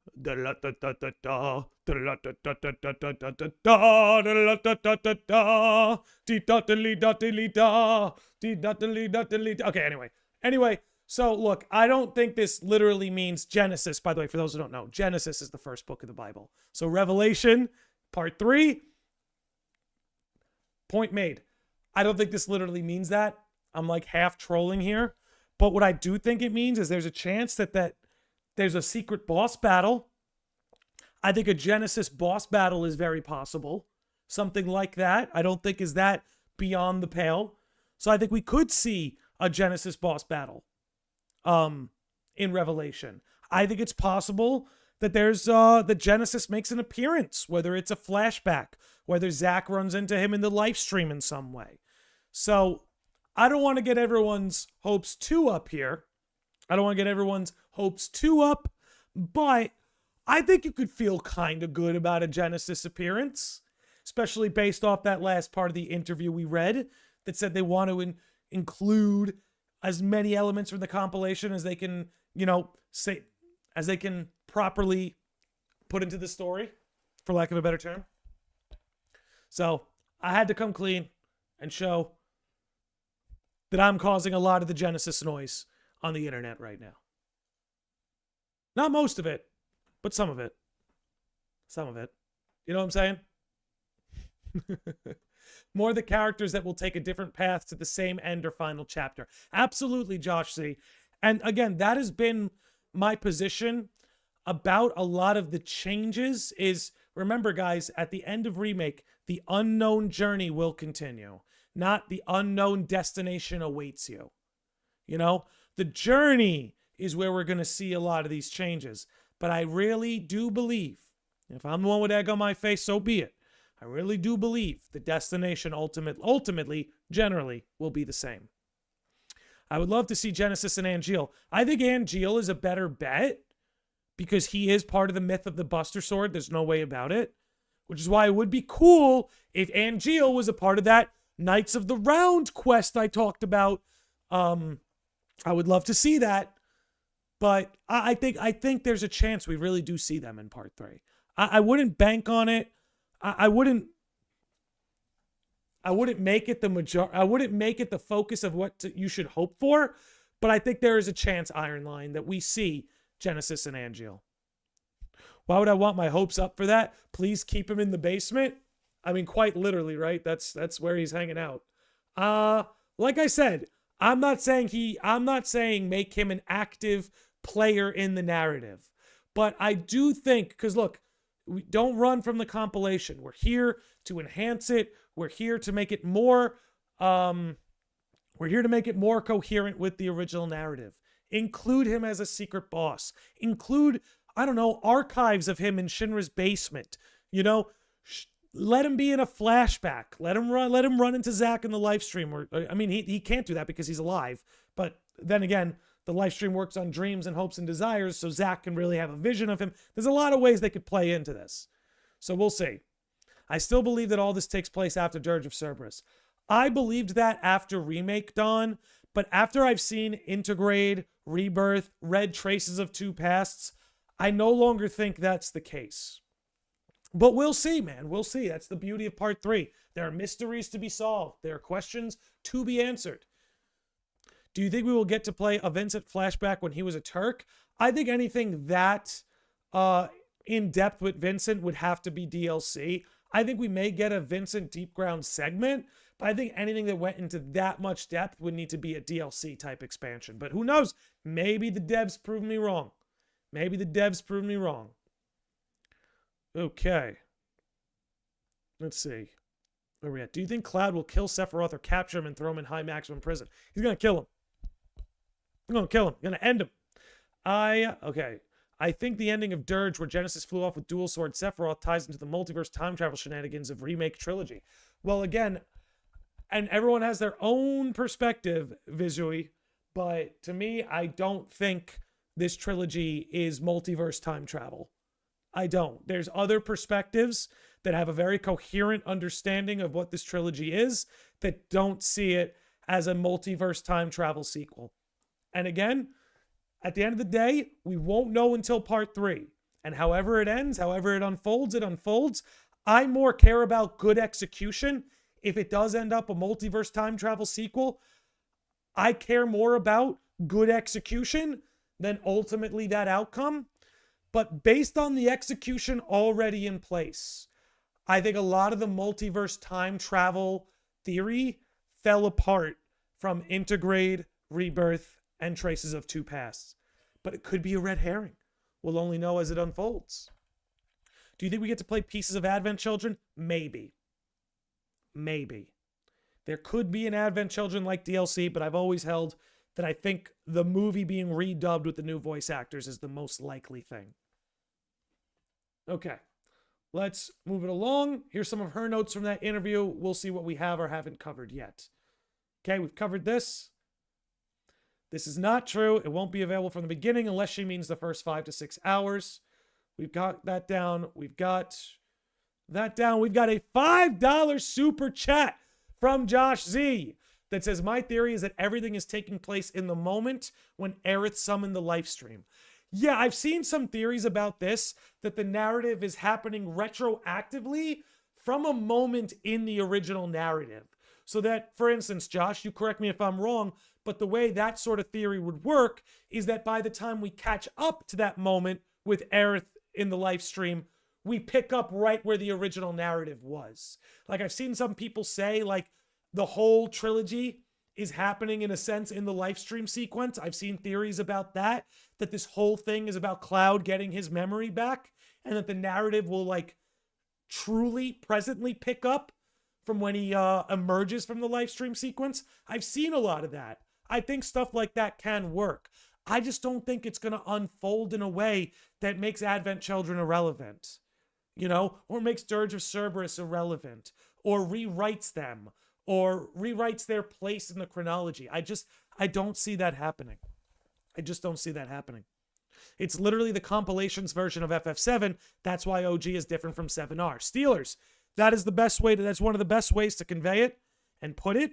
Because if you wanted to see what's happening here as separate from OG FF7, you could. But in that sense, you'd have to go with what you're saying, Steelers, that it's the compilations version of FF7. That doesn't make it a multiverse. That makes it a reimagining. But again, we won't know for sure until part 3, and that's part of the fun here, isn't it, folks? Will we see Benora Village in Revelation? Remains to be seen. We're going to talk a little about that soon, actually. We're going to talk a little bit about that soon. Okay. Dirge of Cerberus still needs a resolution. Yeah, the teaser at the end of Dirge was one of the things that made me buy into the sequel multiverse theory stuff after Remake. But again, the way things have just unfolded since, a different perspective, in my opinion, seems to have more evidence. Okay, we've gotten all this. Okay, so this was a cool part, because I saw some people express some concern about the first, I saw some people express some concern about the lack of Zack in the trailer, which is okay, in my opinion, because I think you can bet on Zack being in the game for quite a lengthy part of time, because again, not only is he such a huge part in the key art, but everything that was going on in Rebirth is what, not everything, but a lot of where Rebirth left him off implies that there's still work to be done. So I think we're actually going to get more Zack in Revelation than we did in Rebirth. Now, I might end up immensely wrong about that, but I do believe you're going to see more Zack in Revelation than in Rebirth. Okay. This part is wrong. The idea of multiple timelines is conveyed through Zack's presence and his part of the story. The direct translation talks about multiple worlds, not multiple timelines. But then again, we'll see. As I've always said, if you're going to actually have a different timeline, then you need a different life stream. If everything is under the umbrella of one life stream, you only have one timeline, one universe. And what Sephiroth's doing is trying to minimize all possibilities into one. But we will see. Okay. Replacement voice actor for Reno. Wutai is incredibly fleshed out this time around, and the Turks will also be part of it. Wutai will have a very political storyline involved. So, as we know with Wutai, in a sense, with what's happened with them, is because they lost the war with Midgar, they're in the world of FF7, right? I'm going to use this term in the world of FF7, they're westernizing. Because they lost the battle to Midgar. They lost the war to Midgar. So they're abandoning a lot of the old ways. They're abandoning a lot of the old culture. And this explains why Yuffie has the motivations that she does. Because she hasn't abandoned it. She still believes in that ninja culture. She still believes in Wutai's roots. So I imagine that's going to be a big part of what's unfolding here. Midgar is back in part 3, which I love. I want to be able to walk around Midgar like in the same fashion I did in Remake. Seriously. That's what I would like. Yes, that's what I think the end of the game. Basically, okay, then we're on the same page, Josh. Happy to see it. Skaz says, I've restarted the whole stream, so I'm far behind, but tempted to type. Hey, listen, you could share your thoughts along the way. Okay. Japan post-World War II. That's a great way to put it. That's a good metaphor. Well, not really a metaphor, but you get my point. They haven't lost the war to Shinra in the remake trilogy. The war is still going on. I don't know about that because this is what Sephiroth's war hero. Tensions are still going on, but not the war. This is why Sephiroth is a war hero, because ultimately that side of the conflict won. Now we know Zack was really the one who deserved that title, but sort of the idea is Shinra won that conflict. Now there's still tensions. Doesn't mean that Midgar or Shinra conquered Wutai, because the tensions are still high. But I'm pretty certain that even in the trilogy, they've won that conflict. Steeler says there's a ceasefire. Then allow me to say winning that conflict. So let me choose my words more carefully. Maybe they didn't outright win that war, but they're winning that conflict. And I don't see any way Sephiroth can be perceived as a war hero in a war that you lose. But hey, we'll keep it rolling. Rocket Town is in the game. It will be accessible in the later part of the story. We covered that earlier in the stream. It is stated multiple times there is not an active fighting taking place. Yeah, it's kind of what I mean, is it feels like through the story, Shinra and Midgar won the conflict, but there's an agreed ceasefire, an agreed holding off of the conflicts, but it doesn't change the fact that Wutai, in a sense, still sort of bent that knee. Okay.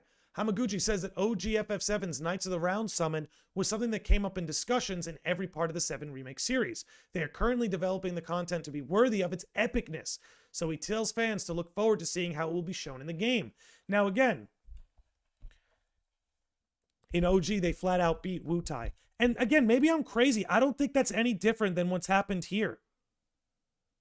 I don't think that's any different than what's happened here, because it's implied in Crisis Core, even in Crisis Core Reunion, right? And Crisis Core Reunion goes right into Remake. At least it's implied so.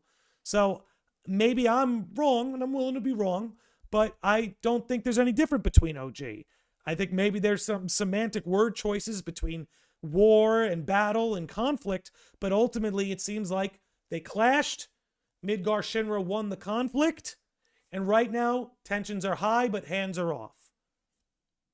Roughly speaking, right? Okay. Let's see. Can't wait to see how they handle Supernova. Oh my. I can't wait to see how a lot of those more cinematic battle moves are handled. I do look forward to it. Okay. But again, going back to this, I did want to talk about this before I got distracted. This goes into what we were talking about earlier. So on purpose, they're telling us Chocobo breeding is gone. But they're also telling us look forward to what we have in store for the Knights of the Round quest. When you put those two pieces of information together, I think it means that they really want to do something, again, epic, make something worthy of its epicness. I think they're going to go all out with Knights of the Round. And I think personally, it should be an entire subquest about the Buster Sword. And make it a metaphor for Excalibur, and the Cloud becomes worthy to wield it. I think that would be amazing. All right. FF7 Revelation does have an ending. We did discuss this part. We discussed the affinity system. We discussed this. We discussed no multiple endings. But I mean, if there's multiple timelines, wouldn't there be multiple endings? Different timelines have different sequence. Like, this is what confuses me, right? Is like, some people like, there'll be multiple timelines, but there won't be multiple endings. Well, if there's multiple timelines, by nature, there's multiple versions of the same event.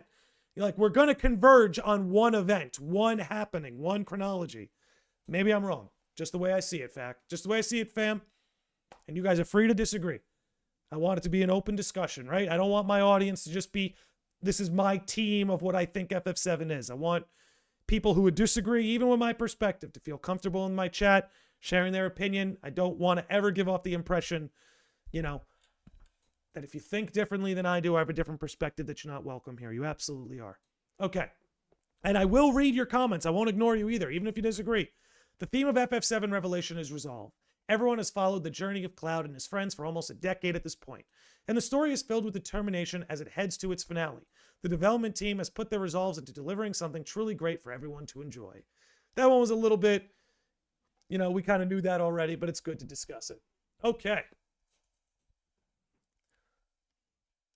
Sephiroth and Aerith went back in time after Dirge of Cerberus. Don, have you read On the Way to a Smile? I'm curious, because if you read On the Way to a Smile, there's actually already a compilation answer for what's going on. And it's what you'll find in Lifestream White and Lifestream Black. That said, now that we've gone through a lot of the interview, there's some other interview stuff that we can talk about and discuss. But let's have some fun looking at these screenshots, huh? Let me narrow this down just a little bit and blow this up. Let's take a look at some of these screenshots, which I think look like so much fun. Okay, give me a sec. I seem to have lost it. And On the Way to a Smile. Great, great book, by the way. I think Nojima's a terrific writer. But that's just me, once again. All right. So, nothing really new to see here. Other than you see the whole team parachuting. Obviously, we got Tifa here, Yuffie here, Vincent there, Barrett there. What's interesting to me is the camera angle. I'm wondering, are you able to pick who your team leader is? And then who's that's going to be in the open world? Because this camera would imply that Yuffie is the party leader. Unless this is a cutscene, right? But then again, we don't see any UI elements. So maybe this is a cutscene like the first time you parachute. A long time ago, I should give it a reread. Give it a reread. Give it a reread. Because I really think Lifestream White and Lifestream Black have an answer for that. And then when you think of Lifestream White, Lifestream Black, and you look at the white whispers and the black whispers, you start to see like, oh, this is Sephiroth and Aerith both in the Lifestream, right? It's more Lifestream relevant than time travel relevant. That's just my opinion. But again, from this screenshot, what I wonder is, obviously fast travel is going to be available. So will you have the availability to just, if I'm on the Highwind, can I fast travel to the city? So it seems as though, considering they already have that function, this parachuting gameplay was built literally just to have fun. When you really think about it, right, there's not that much of a functional reason to do this. We can already fast travel. So why not just allow the player to fast travel? Or, you kind of know what I'm saying. It seemed like they included this just to give the player options to have more fun. All right, if you want to fast travel and click your way over to Cosmo Canyon, go ahead. But if you want to jump off the Highwind, skydive, and parachute into Cosmo Canyon, we're giving you that option. That's the kind of player agency I want to see promoted a little bit more, right? You didn't need to functionally build this gameplay mechanic because, again, fast travel already exists. But they did it anyway to make something fun. You got to love it. And Marvin, to answer your question, I absolutely believe we'll see the submarine sequence. 100% we'll see the submarine sequence. Probably just first discovery on locations we see this. Yeah, they'll probably make it mandatory the first time you arrive somewhere in the Highwind. But what'll be great is even afterward, I think I'm always going to opt to parachute. Look how beautiful the view is. Why would you deprive yourself of that? Know what I'm saying?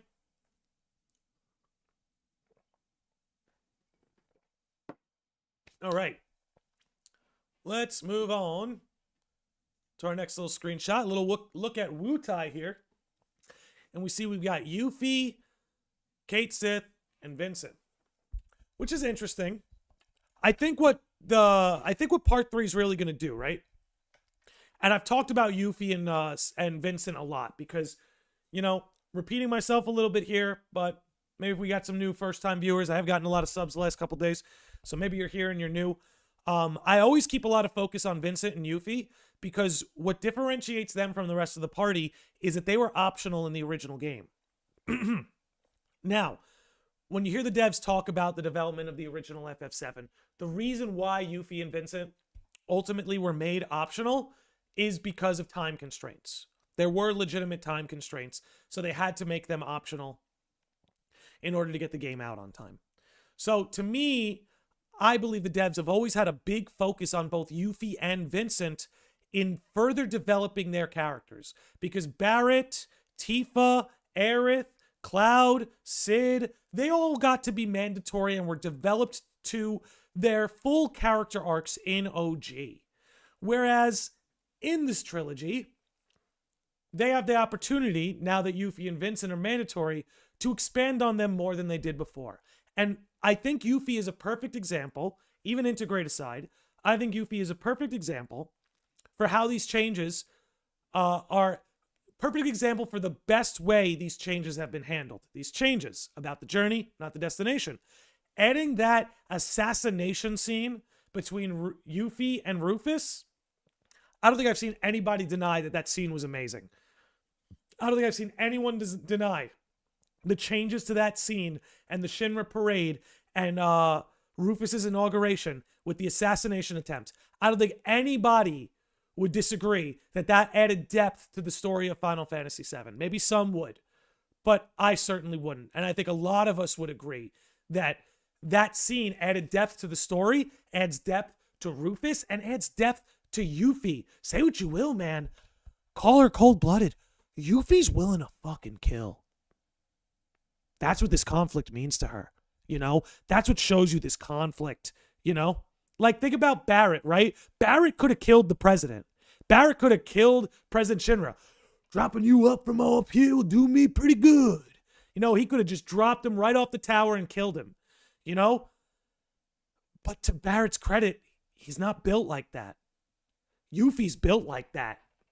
Yuffie went for the head on Rufus. Yuffie didn't care about getting her word in. Yuffie didn't care about, you know, getting revenge, make it. I mean, it is revenge in her own right, but you see my point. She was willing to skip straight to getting it done. Right? Why? For Sonon, who will come back in part 3. I'm very certain of that. Very certain of that. But, again, looking at Wutai here, it's stunning. It's downright stunning. And I couldn't be happier with how it looks. It's funny, right? I want to sit here and be like, man, I hope they do Yuffie justice in Wutai, but I'm not even worried. You know, because again, integrate, and here's another example of how these changes make Yuffie a better character, okay? Like I said, I don't think anyone would deny the depth the assassination and inauguration scene adds to the story, right? And not all changes in this story are created equal, okay? I want to be clear about that. Not all changes are created equal. But that's one that I unequivocally get behind.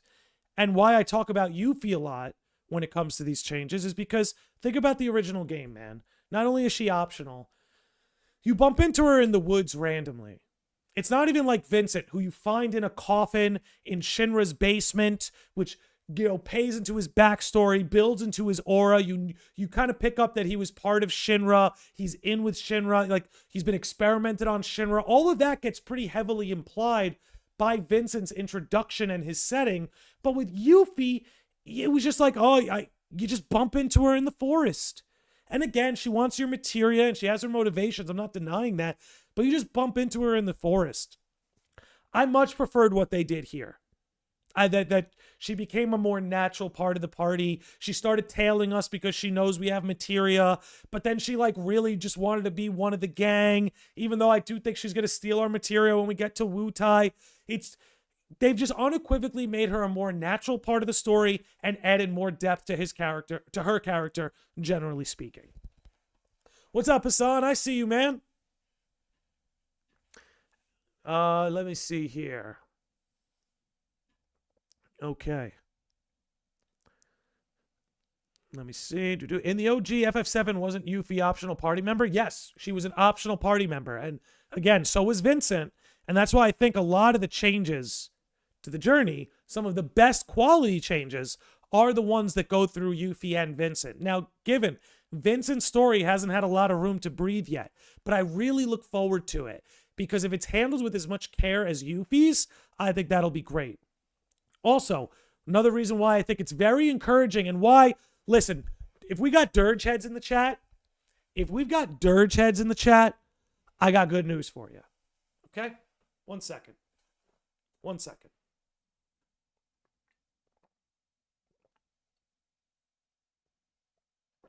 And then you have to answer a series of questions right to get her after winning the fight. Right.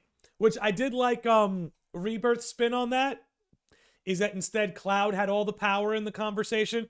You could keep telling her, shoe off, shoe off, shoe off. You didn't have to win her over in the conversation anymore. I thought that was a nice touch. But let's talk. I want to talk to the Dirge Heads. Okay? Let me tell you why what we're looking at here is very encouraging. If you one day would like a Dirge of Cerberus remaster, like Crisis Core, a Dirge of Cerberus remake, Dirge of Cerberus DLC, Vincent DLC, let me tell you why this is very encouraging. Because these three are like the main cast of Dirge of Cerberus from the original cast, right? There's characters like Shulk who are more main characters, but from the original cast of FF7, Yuffie, Kate Sith, and Vincent are like your front three in Dirge of Cerberus. Obviously, Vincent flies high above the rest, but Yuffie and Kate Sith have more presence in Dirge of Cerberus, way more presence than Cloud, Tifa, and Barrett do. And Sid, although Sid more so than them. So, seeing the three of them here together tells me that what they wanted to do, and this goes into, you know, those of us who have the perspective that this is here to amplify the compilation, not rewrite it, not, retcon it in a sense, that what this is here to do is make it more fluent. So, what they're going to do is build a rapport. These three are going to build a rapport that's going to make their collaboration in Dirge of Cerberus more believable, going to make it more in line with what actually happened in OGFF7, right? Because in OGFF7, just due to the nature of what games were back then, you know, Vincent, Yuffie, and Kate Sith don't ever really build a rapport. You know, they're sort of just members of the same team. They have some scenes in between, don't get me wrong. But what it looks like is happening here is probably during this Wu-Tai arc, they're going to heavily focus on building a rapport with Yuffie, Kate Sith, and Vincent. So that when the time comes to revisit Dirge of Cerberus, remaster it, pie in the sky, maybe even remake it, it makes this trio of characters binded together more fluently, more concretely. There's more pretext to their collaboration. Do you believe Yuffie is going to kill Shinra in part 3 to avenge her friend? I would like to see Yuffie defeat Nero in battle. Yes. I almost would like to see, and I've talked about this before, I don't know if I would call this a theory, more so just an idea, is if I wonder if in the endgame of FF7 Revelation, the party's going to split, right? The party will split, and that Yuffie, Vincent, and Kate Sith will descend into Deep Ground to take care of what's going on there, to fight the Hojo, Nero, Scarlet, Shinra sect of the conflict, and that the rest of the party will be the ones to go and confront Sephiroth. I don't know. I'm not saying put your money on that. It's just an idea that comes to mind. Because I do think you're going to need some kind of resolve with Yuffie, Nero, and Deep Ground. You know? We'll see. Oh, something else. Some other news. Some other news I'm happy to deliver, but wasn't in those notes there. Maybe it'll be in some of my later notes. But I'm happy to deliver some news about FF7 Revelation. The Scarlet and Tifa slap fight will be preserved. The Scarlet and Tifa slap fight will take place, has not been removed from the narrative. I am happy to report that Hamaguchi has confirmed that the slap fight will return. Which is great, man, because you know what? Scarlet's the one who locks Tifa in that bunker to fucking gas her up to begin with. So Tifa should get a good goddamn slap on her, man. You know what I'm saying? You know what I'm saying? Bitch, you tried to gas me. Slap that bitch across the face, Tifa. You know what I'm saying. All right? And Tifa's a punch girl. She's a punch girl. If she's slapping you, she's sending a message. She's sending a message. Steeler says, a reimagining of FF7 within the compilation or a total remake of the compilation of post-Crisis Core as an FF7, Advent Children, and Dirge of Cerberus all wrapped in one story and resolved. It is, however, not a time-traveling affair. Yeah, and again, like I said, a lot of us here see it that way. We won't know until part 3. Um, I would like to see. Here's really what I would like to see happen, and maybe it can't happen in the FF7 community, but I would like the people who think it's a sequel and don't think it's a sequel to start getting along. And that ultimately what we want is a well-executed story and not to necessarily be correct and win and be right. And again, maybe that can't happen. I want to try and make my live show, my chat, this community a place where that can happen. Because ultimately, and what I would like to see is maybe some of the, because I'm just a small creator, right? Like I'm just a small creator. There's not a whole lot guys like me can do. But I would like to see some of the bigger guys actually come together and have that conversation.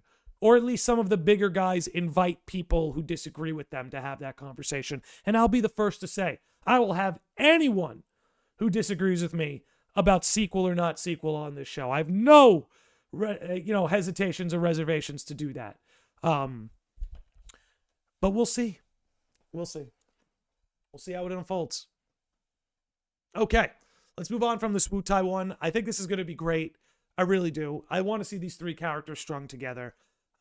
Because again, they didn't get a lot of room to breathe in FF7. Dirge of Cerberus gave them good character development, even if it is, even if it is an RPG about how Vincent is a cuck and it made all the problems we have to solve in OG, it is what it is.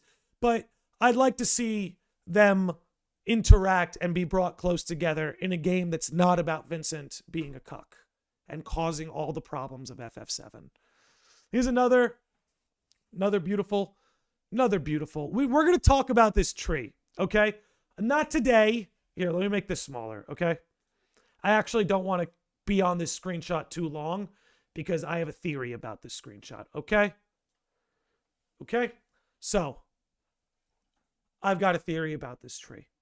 If you want to know my theory about this tree, you're going to have to tune into the podcast on, I think, probably Wednesday or Thursday we'll do this episode. Yeah, I got a theory about this tree, man. I've got a real theory about this tree.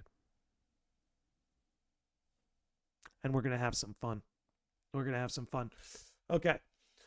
Don Shota says it can certainly help. Hell, I'm down to hop on when it's all said and done, discuss why it feels a sequel with those who do not. Yeah, I think there are a lot of people who are willing to have the conversation, but I think a lot of the conversation is dominated by people who don't want to have the conversation, right? Steeler says, not happening, Landy. I love you, brother, but I can't do it. I can't get along with people who never enjoyed FF7 and want to make it unrecognizable. Yeah, and I can understand that position. I still think you could have a good time hashing it out with people who maybe think differently. I think there's a difference. Here's, I guess, what I'm trying to say, Steelers. I understand if you're arguing with someone who says, I hate Advent Children, I hate Dirge of Cerberus, I hate all the compilation stuff, I want this compilation, I want this trilogy to make the whole compilation irrelevant. I can understand that being someone who, that's going to be someone who's tough to reach and may not be worth your time. But I think there are people who love the compilation, and the idea it's a sequel to the compilation excites them for that very reason. And I think those are people definitely worth talking to. And I think a lot of people, sometimes it's easy with the way the internet is. You say something on a live stream, you say something in a tweet, and maybe your words didn't do the best job of representing your position. So that's why I'm always willing to be charitable with people. But, I definitely agree with your perspective that there's definitely just going to be some people you can't reach and that may not be worth the time. So I definitely don't want to say that I'm disagreeing with you there. Let's keep it going. Same way I can't get along with Clarets. They're all psycho who never played the OG. Again, I don't want to typecast everybody into an all or be only a Sith deals in absolutes. I think there are people who love fan fiction and love theories, and you can have whatever fan fiction or theories you want about your favorite characters. But not all Clarets deny the reality of canon. For some of them, it really is just a fun ship. Again, only a Sith deals in absolutes. But yeah, this tree was not in the original Medial. I've got a theory about it. But if I start talking now, this podcast episode literally will never end. So I'm gonna hold off for now, but don't worry, chat. We're gonna come back to this one. I got some big ideas. Big ideas. Oh, see, I did have the key art pulled up. I did want to talk about this. Okay. I do want to talk about this because the key art is incredible. Because I want to get as much of it in the shot as possible. So give me a second here, chat. I want to get as much of it in the shot as possible while we talk about it. Because we talked about it a little bit on the episode when it dropped, but I'd like to talk about it a little bit further. Where's the best place to put this? What's going to look best? I think probably like that. I don't ship. I'm just happy to be here. Hey, you know what sinks ships? Canon. Okay. To be fair to a lot of them, I didn't notice the tree earlier. Yeah, it's a detail a lot of people are overlooking, but it was blatantly showed to us. Now, I might be looking too far into it, but the reason a lot of you guys are here is because I look too far into things, and sometimes we find truth. So, believe me when I say, I've looked too far into that freaking tree. I've got ideas. I've got ideas, guys. I'm telling you I'm onto something. I'm going to stop. I'm teasing another podcast episode mid-podcast.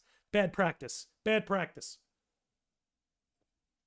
Retract your super chats from earlier. Refund them. Invalid. Okay. So this key art is interesting. There's a lot of stuff I want to talk about. Let's start with, okay, Zack and Aerith. You know what? I guess since I'm going to zoom at times, we can do it like this. Okay. Keep in mind, Zack and Aerith are the biggest ones on this key art. Only a ship deals in absolutes. I actually love that. Again, I'm telling you, I'm going to do my best. I'm not saying I'll be successful. I'm going to bring all the theory bros and all the shippers together, man. I'll bring as many of us together as we can. I don't care. You're a theory bro. You're a shipper. You're welcome here. I don't care, man. You're welcome here. You can call me a dipshit. I'll call you a dipshit. And at the end of the day, we're all going to enjoy the same franchise together. That's what it's about. All right, let's keep going. What if we play as Angeal? Here's the thing, man. And this is why I can't wait to do like theory-centered podcast episodes. And a sequence where we get to play as Angeal in a party with Zack and Aerith is not that crazy. Especially with the live stream mechanics that Zack's part of the narrative is dealing with. We could see it. The reunion is nothing to fear. But keep in mind, Zack and Aerith are the two biggest characters on this key art. And another small detail I want to point out. They're both doing the exact pose they did the moment before they died. Hold on one second, chat. Hold on one second. Is that you? Are you whining? I love you, buddy, okay? I'll be done soon. He's a good boy. Sorry. Puppy was outside the office whimpering a little bit. I wanted to go out, give him some pets, let him know I see him, let him know I hear him. Okay, but back to it. Let me take it from the top. You'll notice Zack and Aerith are the two biggest characters in this key art, both doing the exact pose they did right before they died. Aerith did the prayer hands right before Sephiroth descended from on high. Zack brought his sword down for honor right before he died. So I don't think that's an accident. Maybe I'm looking too far into it. But those poses are there to imply these two are dead, but that they have a big role to play.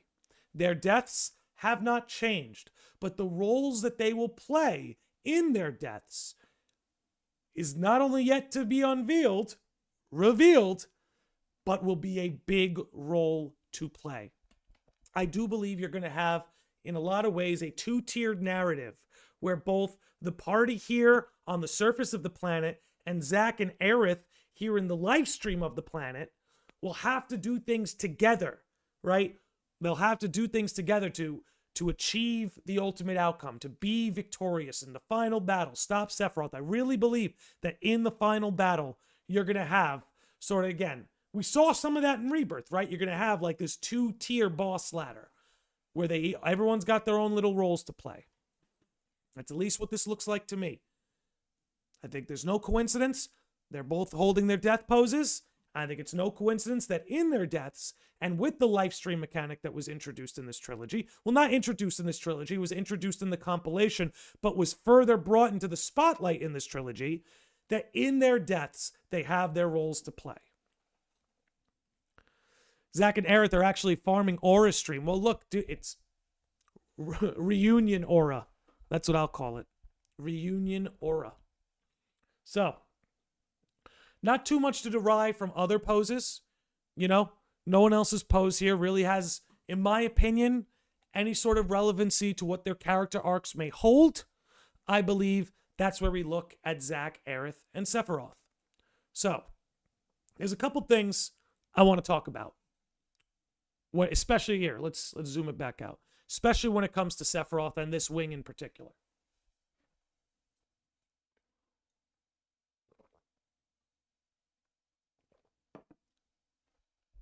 Okay. And by the way, Aerith over here represents dreams. Zack over here represents honor. And that's why I believe in Rebirth, Aerith's dreams were like when the life stream, how do I want to put this? In Rebirth, Aerith's interaction with the life stream was very much based on her dreams. That's why she had like that dream date with Cloud. Whereas Zack's interaction with the life stream very much has to do with his honor. His honor is always being tested, right? So again, between the two of them, you have dreams and honor. That's really what like those two characters represent to us. But let's talk about Sephiroth, who I think is the perhaps the second most relevant, well, third, put these two, third most relevant character in this key art. So here's one. The first thing we look at is the black wing. It is not Sephiroth's typical black wing. There's no feathers. It's all smoke. Or, as some might say, whisper. Now, first of all, here's something to think about. Again, might be looking too far into it. Here's Cloud, front and center. Oh, look, Cloud's on a cloud. Cloud's on a cloud. But the cloud of Sephiroth, Cloud of Darkness, shout out to FF3, this cloud of Sephiroth is almost in a way making its way to like wrap around Cloud. You see how it in a way like bends around Cloud? It doesn't cut through Zack and Aerith. It doesn't cut through behind Cloud to separate him. No, Sephiroth's black wing, in a sense, moves in a way that wraps around Cloud. Now, here's the thing, guys. This is why I love Nomura. Nomura is very smart about these sorts of things. The names are not an accident. His name is Cloud, okay? Cloud Strife. And, you know, strife, an act of violence. That's what he has to struggle with. That's what he has to prevent himself from doing, whether he's being manipulated to strike down Aerith, whether he's being manipulated to strike down Tifa. We've seen that, right? So there's no accident to these names. Cloud Strife. Here he is in the clouds. Zack Fair. Zack's influence creates fair skies for Cloud. Sephiroth's influence creates dark and muddy skies, right? Dark, cloudy skies. And what falls from the cloud is rain that nourishes the flower. So you see how like all these symbols and these names that inspire certain visuals all actually thread together. Again, with Cloud, you have the sky. Here he is. It's no accident why the sky looks this way. And then with Zack Fair, it is Zack's influence and Zack's legacy that clears the skies for Cloud. You know, and then you have Sephiroth, whose influence does quite the opposite. And I also think it's no accident that you see his wing, in a sense, wrap around Aerith a little bit too. Might be looking a little too far into that, but you get my point. So that's the first thing that really stands out to me. Now, the next point I want to make. I see a lot of people pulling up this black cloud, the black wing from Sephiroth, Sephiroth's pose, which is similar to his pose from Advent Children. Here's all I'm going to say. And Don, if you're still in here, Steelers, you're still in here. This might contribute to your conversation earlier. I saw you guys had a nice back and forth. The idea that Sephiroth's black wing automatically means Advent Children, I don't think that's a proper correlation. Sephiroth had the black wing in Kingdom Hearts 1 before he ever had it in Advent Children. The black wing predates Advent Children. It appeared in Kingdom Hearts 1 first. It appeared in Kingdom Hearts 2 also, but 2 came a couple months after Advent Children. I got that wrong the other day. But that's one argument. I see a lot of people who kind of come from the sequel camp and the time travel camp. Like, oh, it's the Advent Children black wing. It's like the black wing was a design decision that predates Advent Children, was made before Advent Children. And since that design decision, we always see Sephiroth with the black wing. It's why he has it in Smash. It's why he has it in Kingdom Hearts. It's why he has it in Advent Children. It's why he has it from day one of the remake trilogy. It is not a direct correlation to Advent Children. It of course can link up with Advent Children per se, but it's not an automatic correlation. It could allude to Advent Children, but it's not an automatic correlation because, again, it's a design choice that just predates that movie by many years. You know, we're not even talking about by a few months. By years, it predates that.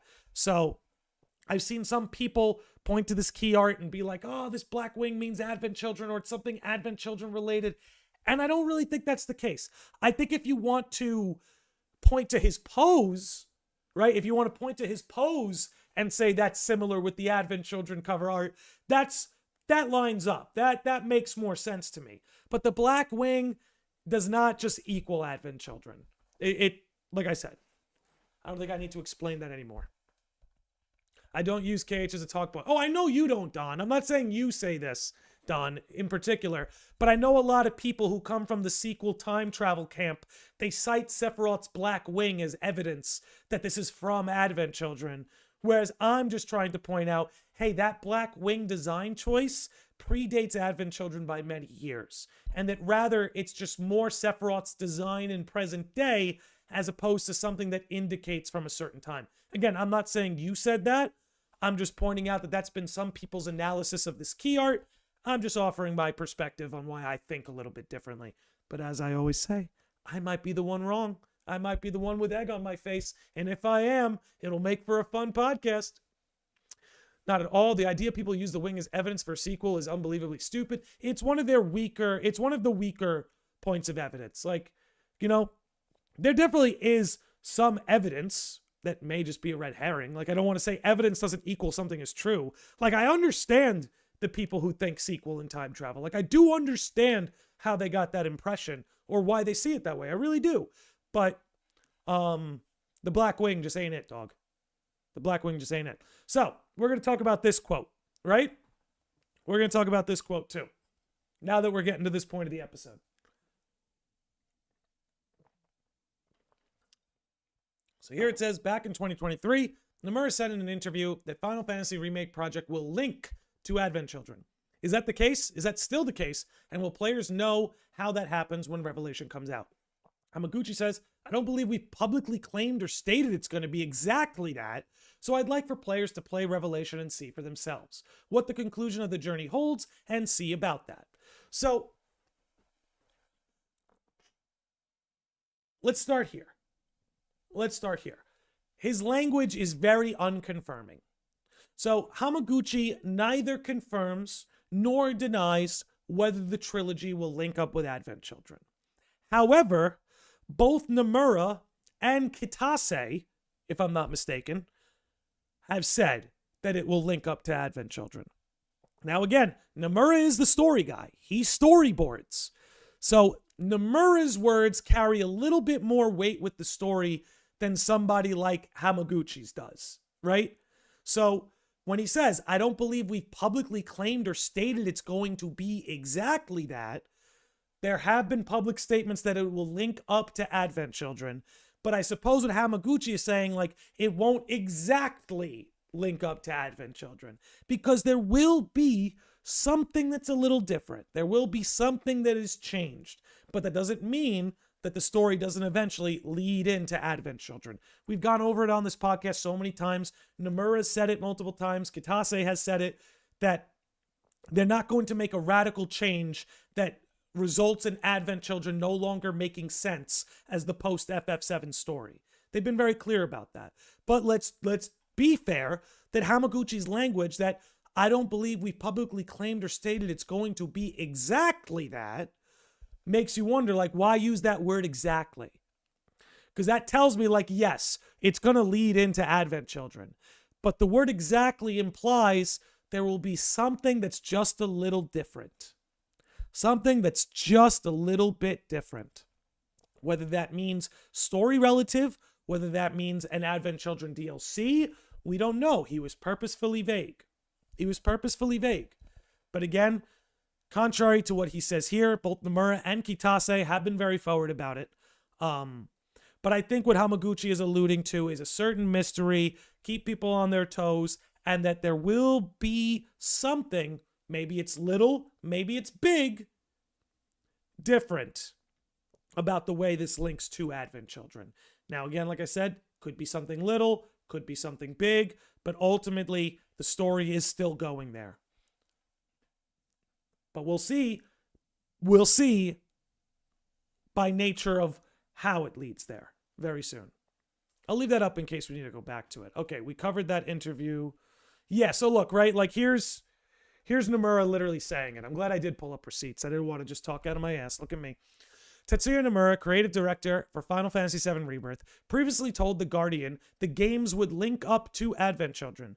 Now speaking to Games Radar, producer Yoshinori Kitase confirmed once again the link to Square Enix's sequel film. They're referring to the film as a sequel. Okay, not the game as a sequel. The film is a sequel. So that whatever happens in Part 3, Advent Children is still a sequel to that game. That's just what these words imply. Maybe the devs are messing with us. Maybe. But again, confirm once again Square Enix's sequel film and discussed balancing the original story with newer visions. We are finally going to link up with Advent Children. That is going to be part of canon. Said Kitase, the overall storyline, the developments will not go wildly out in a way that will not add up to Advent Children in the end. I don't think anyone wanted that. That's not what we're looking to create here. So again, those words, add up to Advent Children, as if everything that's happening is building toward Advent Children, not away from it, as if that's where Sephiroth came from and now we're going somewhere else. You see my point? You see my point? But to make sure it doesn't become stale and people know exactly where it's going, there's that word again, that it doesn't just follow the original word for word, we add in extra elements which add that little bit of doubt. Getting the right balance of that is so key. Ultimately, we're not trying to change the Final Fantasy VII story into something really different. The overall balance wouldn't really allow for that anyway.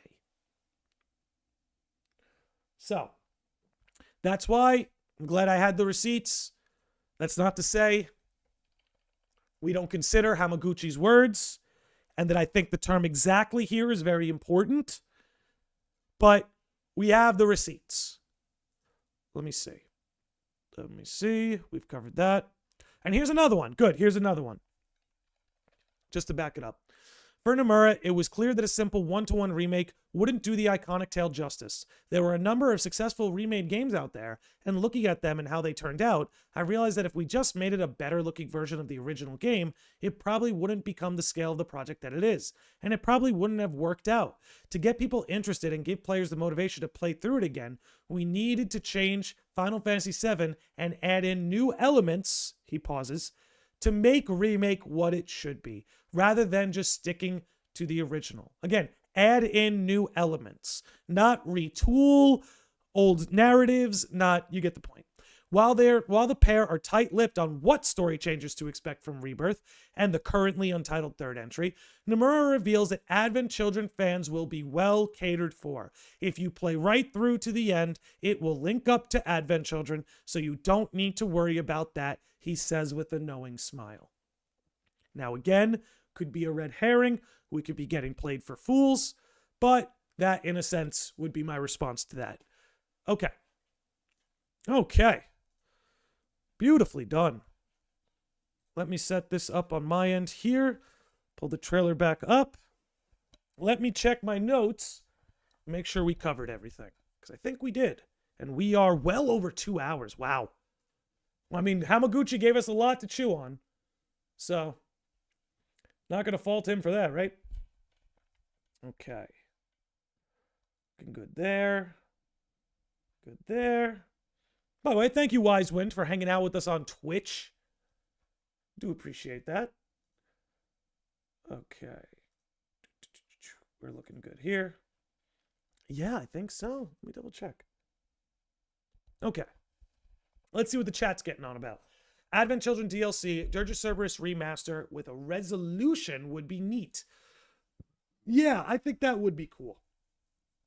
And like I pointed out earlier in this episode, like if we look at some of what they're doing, I personally see a desire to reintroduce Dirge or to enhance Dirge, right? Call me crazy, but when I look at a lot of, again, the changes, when I look at a lot of what they previewed, what I see is a desire to enhance Dirge, to make Dirge better. I think the devs understand that in terms of the quality we expect from the compilation, that Dirge of Cerberus was just a tad under, right? No one's expecting for OG FF7 to ever be topped. And if you think it's been topped, that's your own, hey, more power to you. I'm hoping part 3 makes me feel that way about the trilogy. But I think they understand that, like, when you compare it to even like Crisis Core, Dirge of Cerberus was just like a step back. So I think that's why I think part 3 will focus on the Dirge aspects that they didn't get to build on in the original game.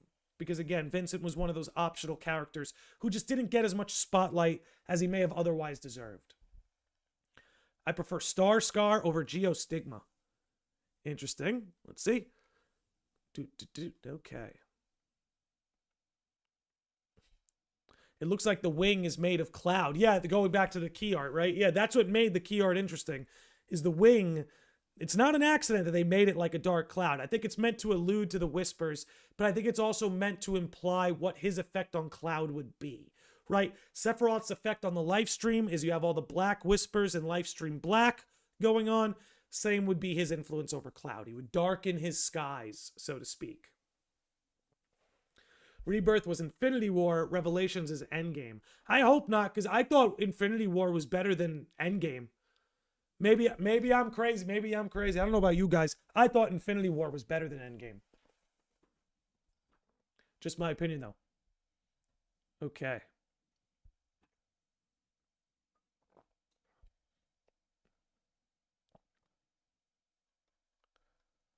Okay, there was a massive focus on Vincent in that trailer. Yeah, because, again, like, this is a character who, you know, not everyone's going to go back and play Dirge, but, like, this is his time to shine.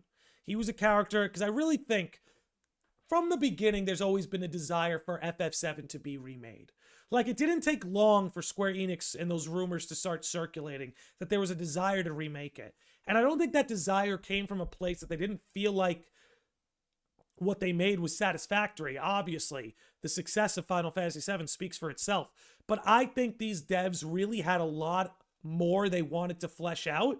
And as I pointed out with Yuffie earlier, I believe Vincent is a prime example of that. So I think we can all expect Vincent to get a lot of attention when it comes to part 3 for FF7, and that maybe even we get that Dirge remaster in the same vein as Crisis Core, or maybe even some kind of remake that comes with a conclusion, or 20 minutes of extra cutscenes that help wrap up what happened there, you know, because I will say, as we've discussed on this stream, I'm trying to look at things from both perspectives.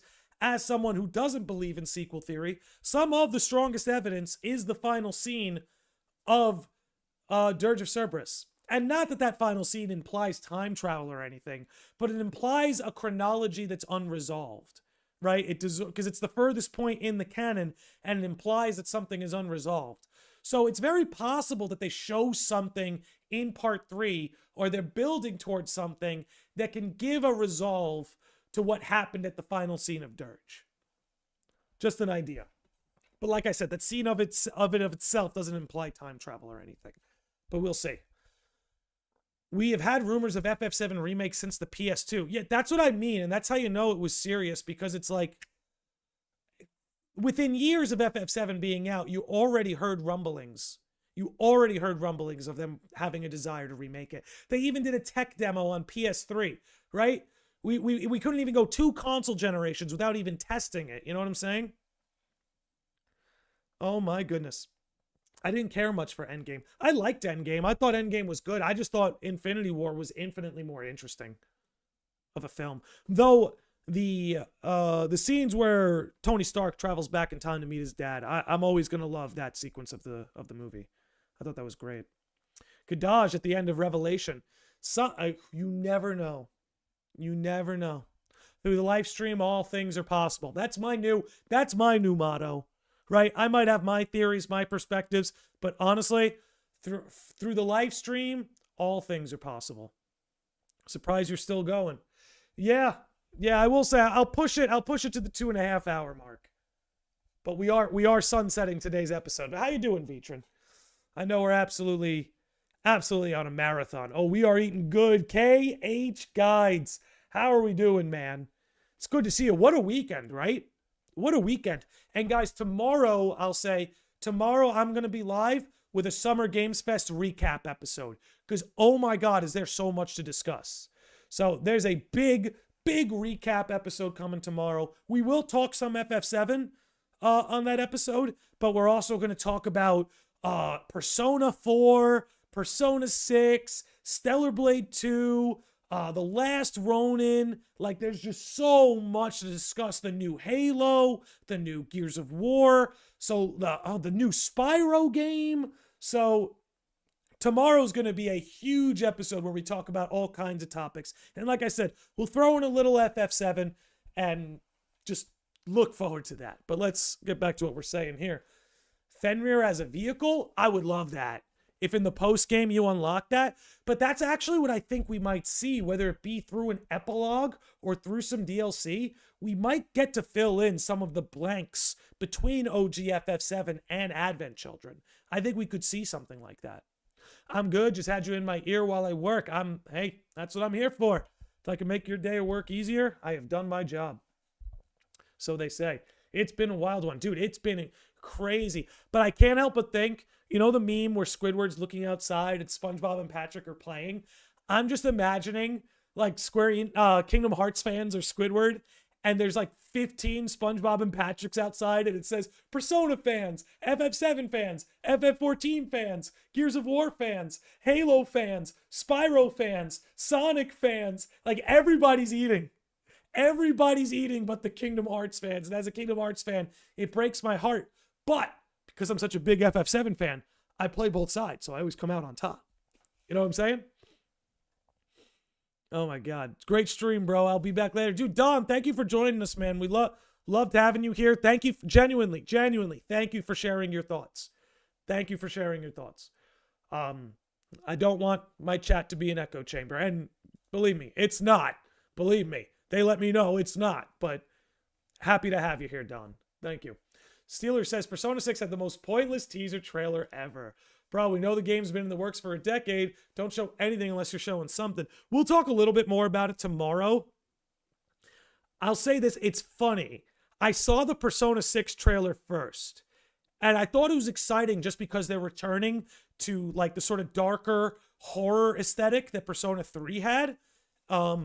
So that in and of itself was exciting. But like you said, I was like, but we didn't get to see any characters or anything. But then I saw they dropped the Persona 4 trailer earlier. And after watching that and how amazing it all looks, we'll talk more about it tomorrow, I was a lot softer on that Persona 6 trailer. I think it's okay to be like, hey, look, here's that remake. But don't worry, we haven't forgot about this game. I do think, listen, and maybe because you're an FF7 fan and you actually experience good communication between the devs and you as a fan, here's what Kingdom Hearts fans don't have that. Is what I'm trying to say. So when Persona just shows a quick little teaser, it says, don't worry, Persona 6 is still coming. We're still working on it. That does go a long way for fan bases that don't often hear from their developers. As FF7 fans, we can't understand. But as Persona and Kingdom Hearts fans, even a tiny little teaser like that really goes a long way. Wasn't too happy with the P6 teaser. Leaks had more info. How sad. Yeah, I mean, look, I disagree with it because since the Persona 4 trailer existed, I'm happy just seeing that Persona 6 is confirmed green, confirmed to have a darker, more horror-oriented aesthetic, and is still in development. That is enough for me. Maybe I'm easy to please. Maybe I'm easy to please. I can accept that. Maybe I'm easy to please. But it was completely softened by the Persona 4 trailer because that really did show us a lot, and it looks incredible. Felix, it's funny you say that. My wife couldn't stop talking about the Chie scene. She couldn't stop talking about that either. Like, that's what got her super excited. So we see that. I refuse to look at any leaks. I try to avoid them. I generally try to avoid them. It's consistent. Persona 5 just had chairs in their teaser trailer. Yeah, it was chairs with a ball and chains that was like, you're a slave. How'd you like to be emancipated or something like that? I did see that.